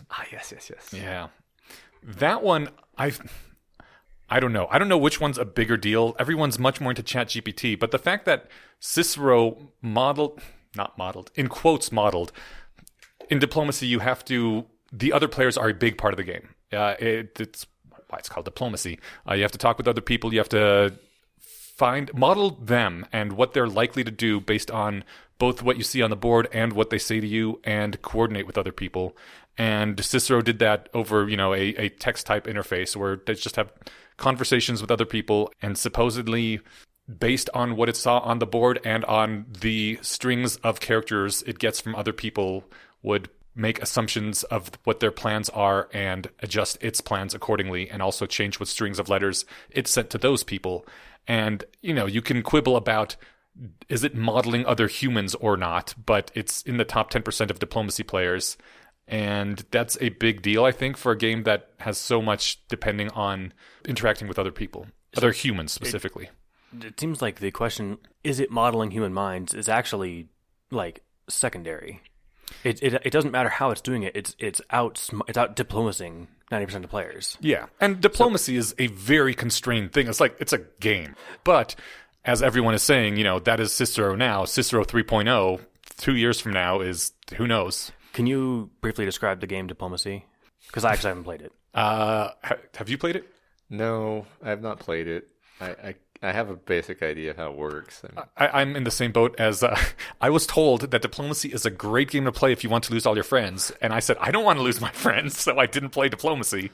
But it sounds like a great way to test our friendship. We should play Diplomacy next time. It's a World War I game where there's always 7 players, and each player takes the role of one of the 7 powers, one of the 7 major powers in World War I, and you try to get through World War I in the best position. You try to make your empire have the best position it can after the war. And you go through, you move units, you talk with other people. You're like, I'm going to be attacking this. Can you attack that? And a key part of this is that no single player can control the board or do anything that effective on their own. You have to team up with other people and backstab them at opportune moments. Possibly. Okay. Interesting thing about Cicero is that Cicero was explicitly designed to not backstab. Well, no wonder it's only in the top 90% then, or top 10%, right? Every now and then it would backstab, but on accident, because it would say things and promise things, and then due to changes in what it sees on the board would change its plans. But it wasn't specifically trying to betray anybody or to trick them into doing something that would be against their interest. That'll be my excuse when I betray somebody playing this game. Well, I forgot that I pre-committed to that because the game state changed. It does seem kind of unfair then. We handicap the shit out of it by taking this one extremely useful tool, lying, off the table. It still made the top 10%. Right. It seems like it seems debatable as to how useful the lying thing is. If it didn't help, they didn't need to do it. Or it seems like it could be the best player at this in the planet tomorrow if they just said they can lie, right? Mm-hmm. I'm not sure. Know. I think your statement's equally plausible, but yeah. Just to kind of go meta from this exchange here, I think my brother said this a while ago. We're at the point where if we have a framework for training a certain thing, then we can get an AI model that is superhuman at that thing. Mm-hmm. That's where we are now. The hard part for us is just making the training frameworks, and that's getting faster and easier. I think one FOOM candidate is you make the AI that's really good at making generic training frameworks. Oh shit! For different purposes, and kind of have an outer loop around the thing that we're currently considering to be AI. There's a thing wrapping around that is uplifting that, and then that's a feedback loop that goes places that we haven't seen yet. We might have talked this last time you were on the show talking about AI, which seems like every time, but we kind of have to at this point. Yeah. AI news is happening fast enough. In the early Singularity, yeah. Yeah, God. In the first few weeks of the Singularity, months maybe. We seem to be angling towards the oracle outcome of how we're going to get superintelligence, right? We might actually get one of these that we just ask, like, how do we do this better? And it can just tell us. That's what I'm hoping. I mean, it definitely, like GPT definitely looks and quacks and swims more like an oracle than like anything else. So I'm hoping things stay that way. I'm hoping nobody like takes one of these things and plugs it into a giant mecha. But yeah, we'll see. Yeah, I mean, there was the one that we talked about last time where they were saying, hey, can you invent like all the neurotoxins that we know about? And it was like, sure. And it gave them like 30 extras. And it is only like, because we're at this stage in the technology and not in X years from now this technology where it just wrote them down and didn't make them all. Right. It could have been like, yeah, they're all in this jar. Right? Yeah. God. Yeah, I've resynthesized smallpox for you. It's You're welcome. So Elon Musk, when ChatGPT came out, said, to be called AGI, artificial general intelligence, it needs to invent amazing things or discover deeper physics. And until it's done that, it's not AGI. And Eliezer said that if you went back to 1992 and someone showed this tweet from Elon Musk, they'd be like, AI just passed the Turing test, didn't it? Yeah. And Eliezer said, no, he's trying to get ahead of the goalpost moving curve. Yeah.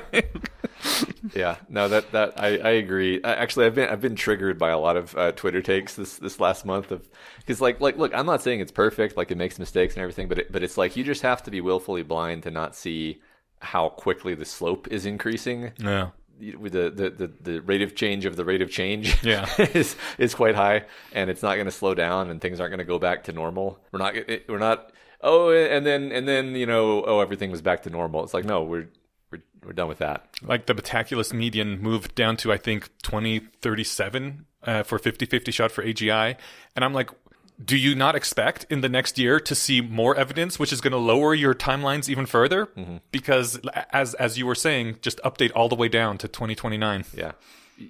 One way I like of asking is like, what things are left? And what is stopping it from doing those things? Yeah. So there's a lot of things that are left that it hasn't done yet simply because nobody's bothered to sort of focus on that.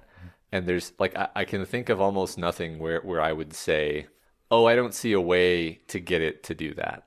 Right. Like even Elon's like inventing new physics. I'm like, AlphaFold. Like, what are you talking about? Yeah. Like, yes, we are there. Isn't that the one that like solved the protein folding? Yeah. Yeah. Yeah. And wasn't it like 2 years ago? A year ago? I don't maybe remember. A year or maybe 2. I don't know. Yeah. Everything's all crunched now. It's hard to gauge time on Singularity. Yeah. Yeah.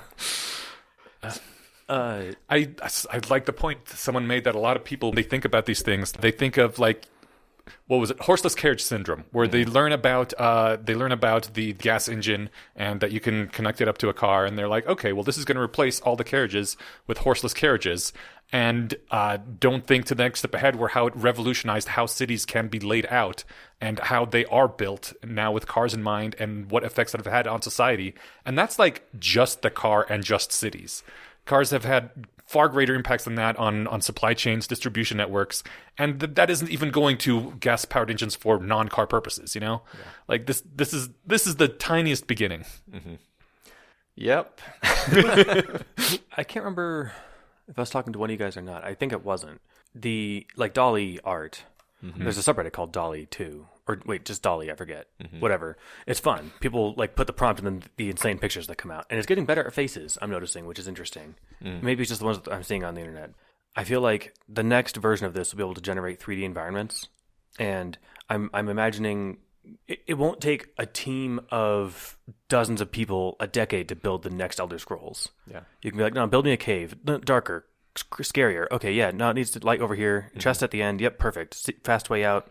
All right, now do that, but differently 20 times. Mm-hmm. You're not done after that, but you just saved a ton of work, Yeah. I see this distinctly plausible. And again, this from my just having no idea how any of this stuff actually works under the hood, but does that seem to resonate? So I guess I ought to recommend, like, there's a couple YouTube channels, like, I think one of them is 2-minute papers. The YouTube videos are not 2 minutes, but the idea is they're going to go over some new paper, really some new paper in the field of machine learning or graphics or something like that quickly and efficiently and show you the cool findings. and very often they're talking about something like this. But via that channel and via other places, obviously, I've seen stuff like kind of what you're describing, where you just say, instead of asking for an image, you ask for like a 3D model. You say like, I want a 3D model of a duck, and it gives you a 3D model, and then you can be like, I want 1,000 variations of this, and then other things I've seen would be like you take an existing 3D model and you sort of put it into a tool like Stable Diffusion or another image model, and you allow that tool to generate a texture for that object, and like the texture it's going to come up with is actually going to look better than what you could design easily as a person, because it's going to take into account like the scuffs on the edge of the seat, because it knows that there's supposed to be scuffs on the edge of the seat when you might not think of that.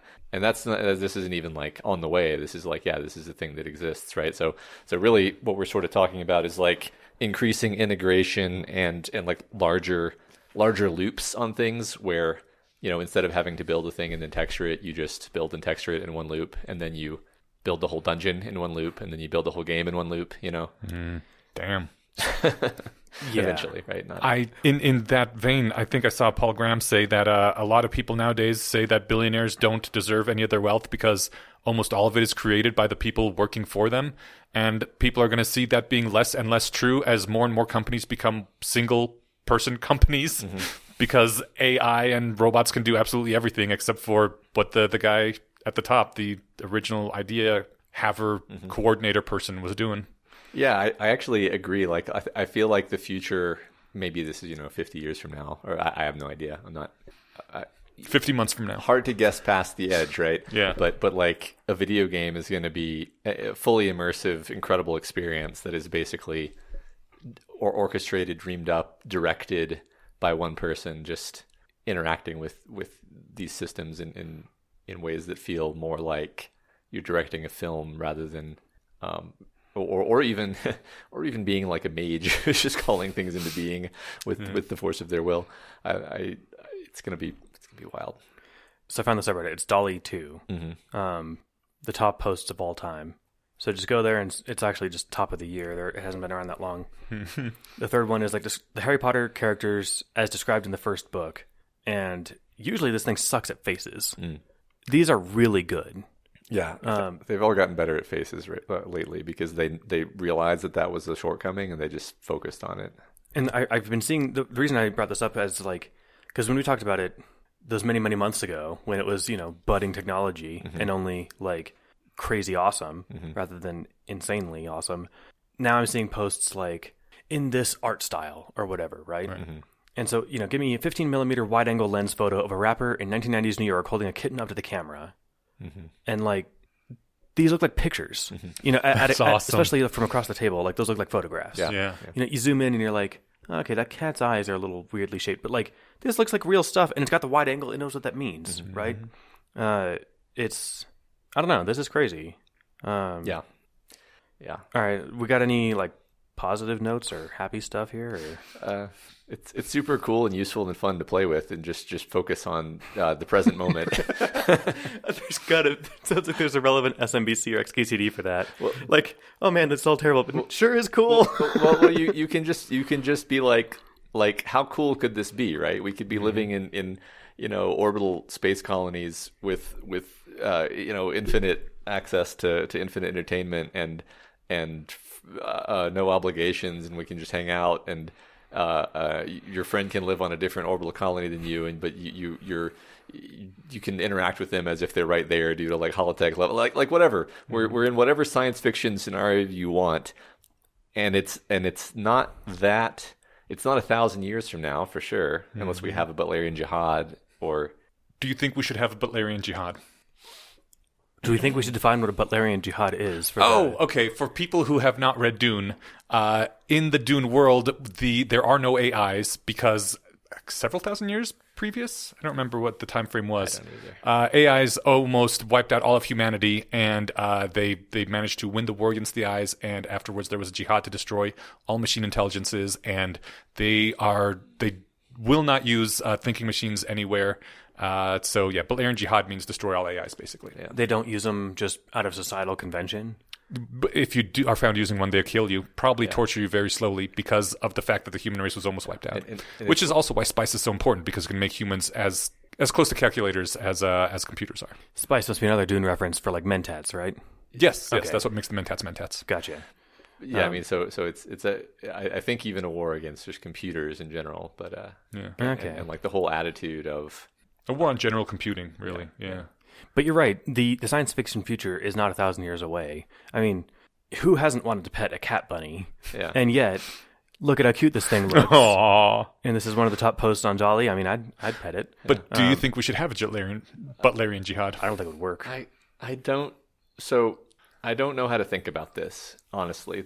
I hate that I'm saying this, but because I don't want to get pulled back into our utilitarianism conversation. Mm-hmm. But I'm like I mean, it would throw us back to the 50s, which would also imply that 8 or 9 billion humans have to die. Hey, housing would be affordable again. Yeah, right. It's like I want there to be 8 or 9 billion. How many are we up to now? We're at 10 billion, aren't we? No, we're at 8 billion. I was going to say, I stopped counting. No, you're right. I was thinking about 10 billion because that's the projected peak humans. But no, I think you're right. We're at 8 billion right now. So we have to lose 5 or 6 billion people. All right. Like, I want the Ian Banks culture future. Like, I want that. And to say that we should have a Butlerian jihad is almost like saying we can't get that. We can't get that, or like we don't ever get to have that. We don't deserve that. We're going to die on this rock as a species of apes that never really ascended. And that's super depressing to me. Like, even thinking about like my legacy as a being, I'm like, oh wow, that's really kind of just more of this, huh? Okay. I mean, I guess I enjoyed my life, but just more of this forever. So again, I start stammering here because I don't really know how to think of it, because I'm like, I don't even think we could stop it at this point. I think. Right. Well, without a full species-wide jihad. Yeah. Declared. Which we're not going to get. Yeah. But the question wasn't, could we? It's should we? Yeah.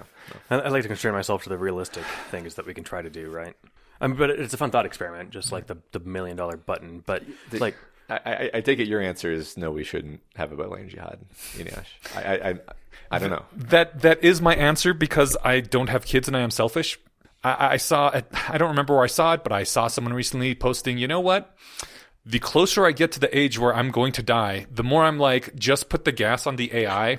And if everybody dies in 50 years, that's no different for me. Yeah. Because at least this way, there's a chance I can live. And I don't know. That seems almost a little too selfish. But on the other hand, I'm like, what if there's only like a 97% chance that everyone dies, but there's a 3% chance that I get to be immortal and have youth and health forever? Well, just think of it this way. Thanks to quantum immortality, you'll end up in the post-singularity outcome, right? Right. I say tongue firmly in cheek. But I'm just trying to think of... I'm sorry, I'm diverting from the question about... my answer to the should we have a Butlerian jihad is...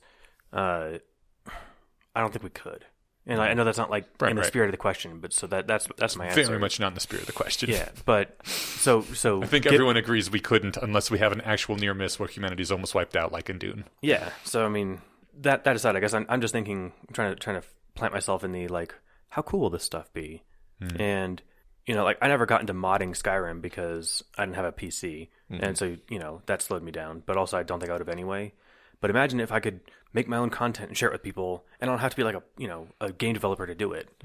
Like for a while there'd be this really cool era of creativity where you don't have to be an expert in the thing that you're creating to have it created to your liking, and then you can show people stuff. Yeah, I think that'll be really cool. I'm saying this from a place of like confusion and ignorance, not a place of like confidence and any kind of authority. But like I am so unpersuaded by any of the AI alignment stuff that I've seen, that I'm almost tempted to say humans don't know how to do this. We need to get this sort of mildly super intelligent or oracle that can help us figure out these concepts of how to make the AI actually aligned and how to make it actually care about us, and these questions that we've talked about in previous episodes. Because like I'm like, if we just leave this up to the humans to figure out, I have very low confidence that we'll ever figure it out. But with AI assistance, something that's just better at thinking than we are, I think we could get there. I think we could get there before the AI gets so smart that it just says, you know what, never mind, I'll just eat you. And it's like, wow, Matt, that's a real dice toss that you're opening yourself up to there. But I'm like, well, I would almost like to have somebody who really knows about AI alignment theory and can understand all of their symbols that they write in their posts, which I don't, because it's like, that's like higher math, and just be like, no, Matt, you're wrong. We've made a ton of progress. We actually have all these promising approaches. If you gave us 30 years, I'm confident that we could align the AI.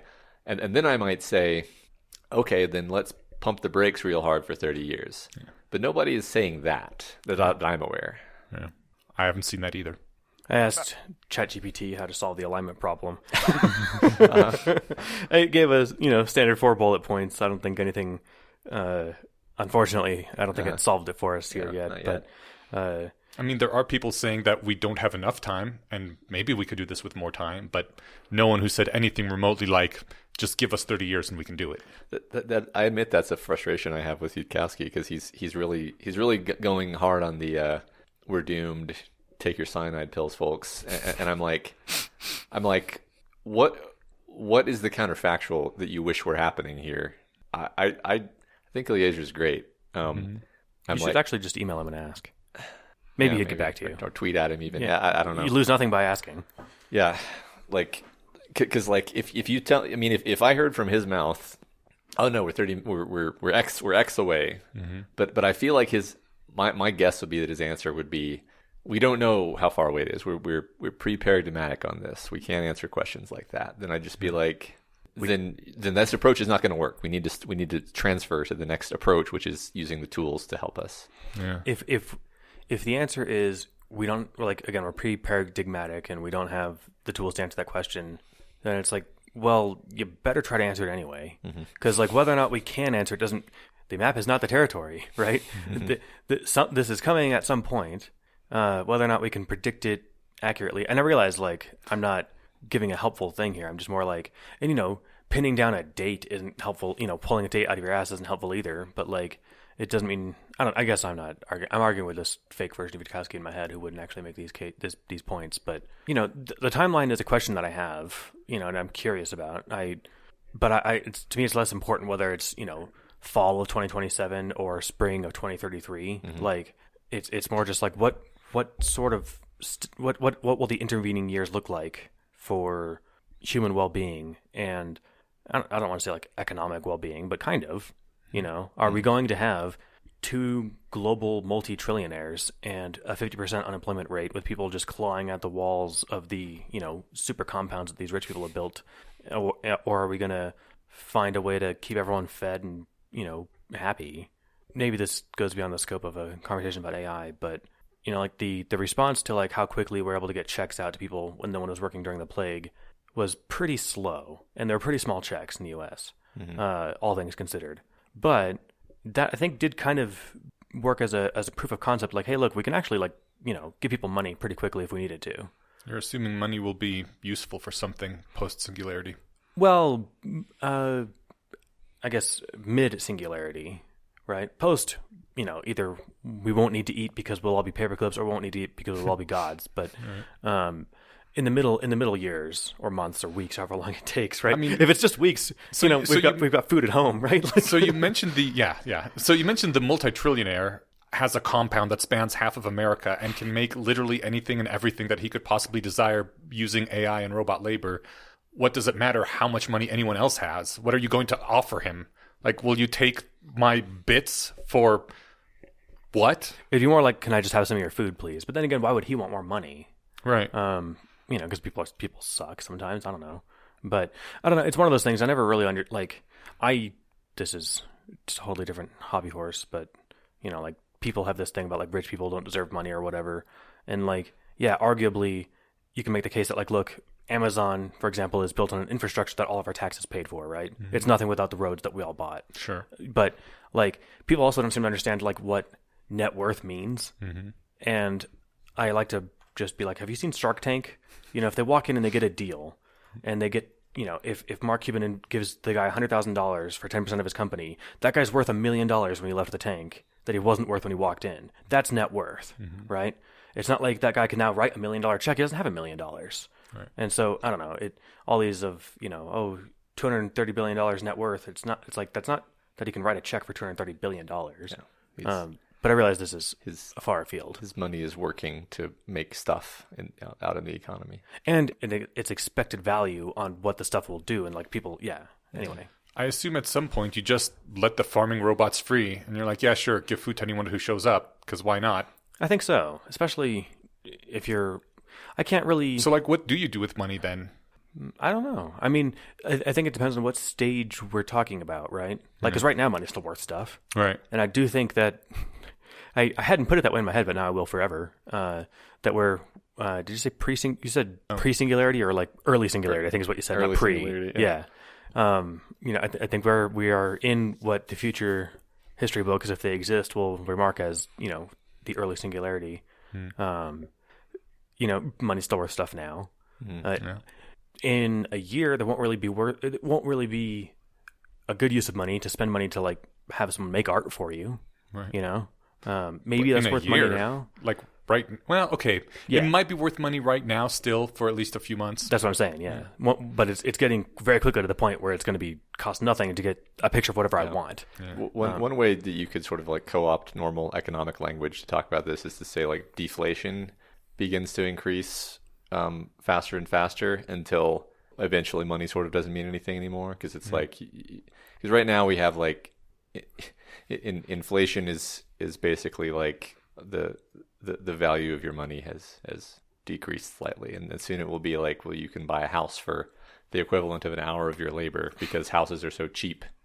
And then at a certain point it's like your labor is unnecessary, so just, you want a house, sure, you can have a mountain.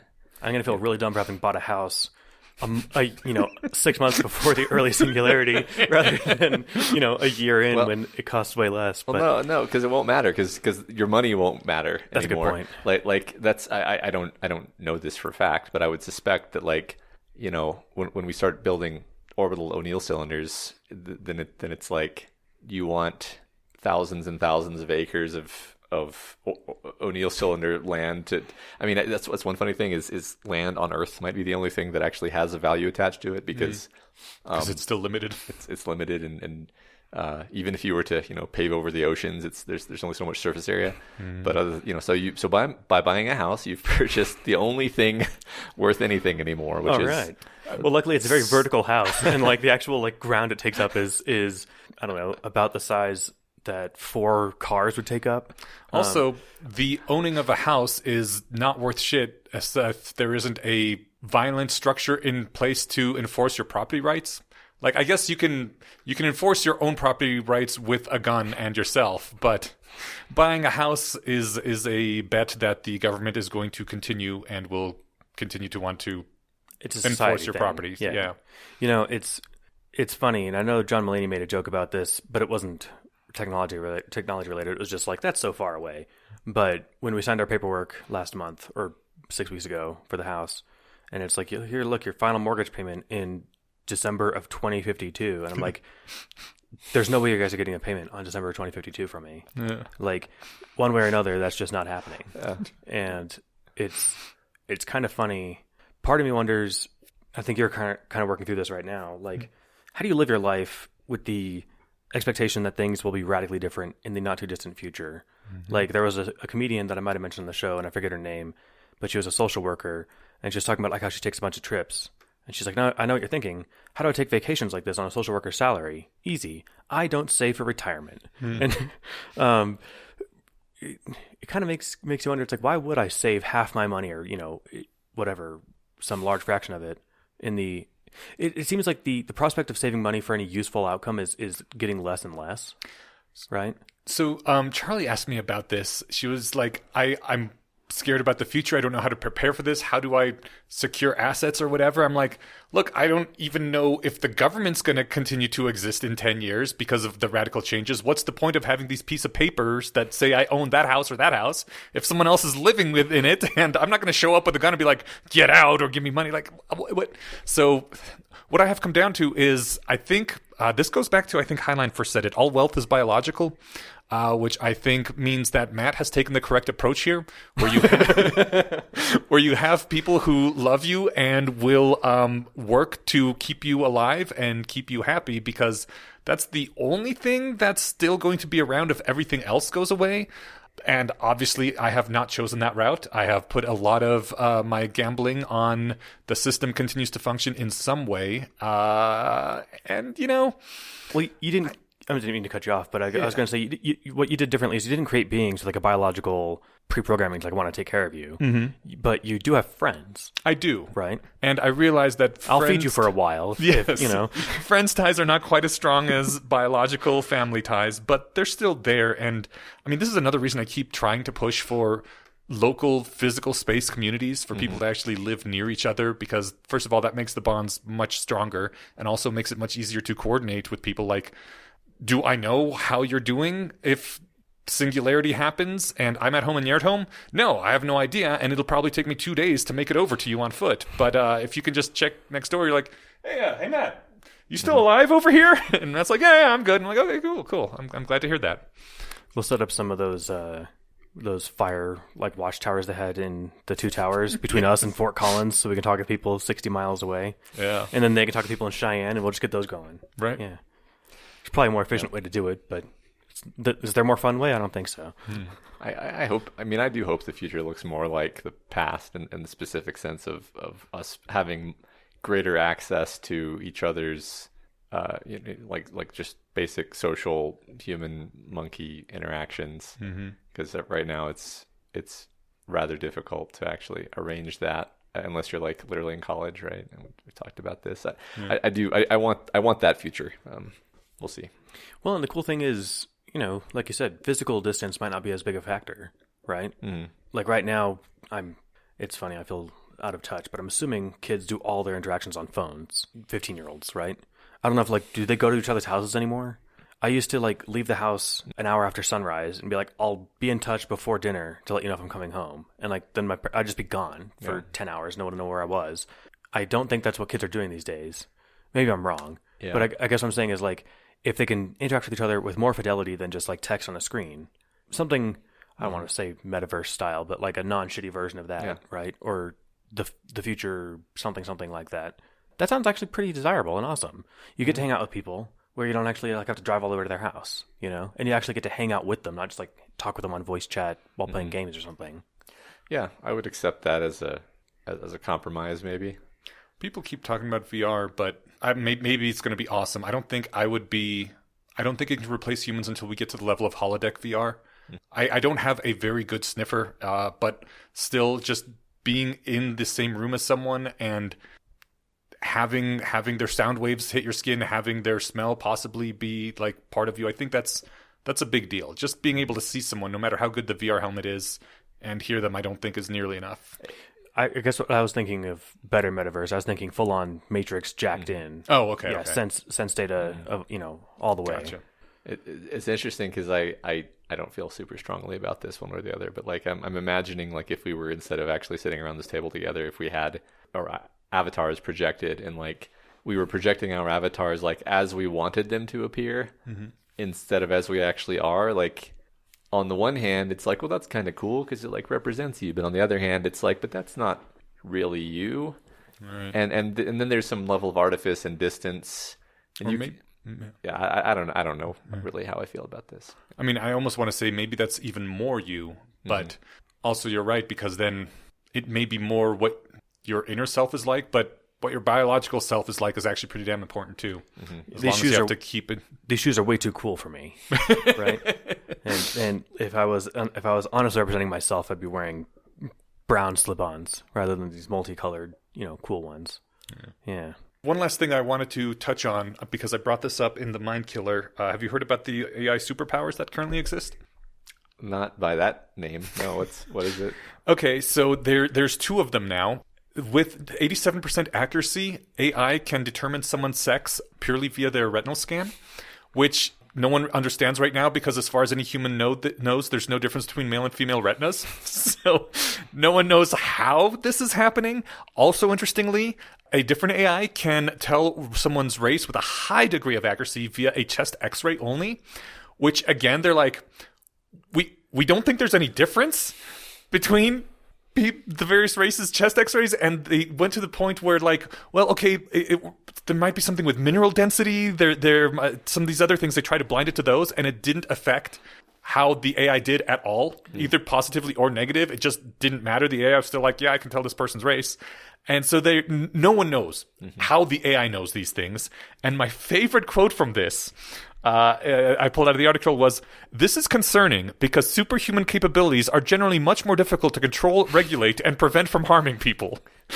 Which I think is a hell of an understatement. Yeah.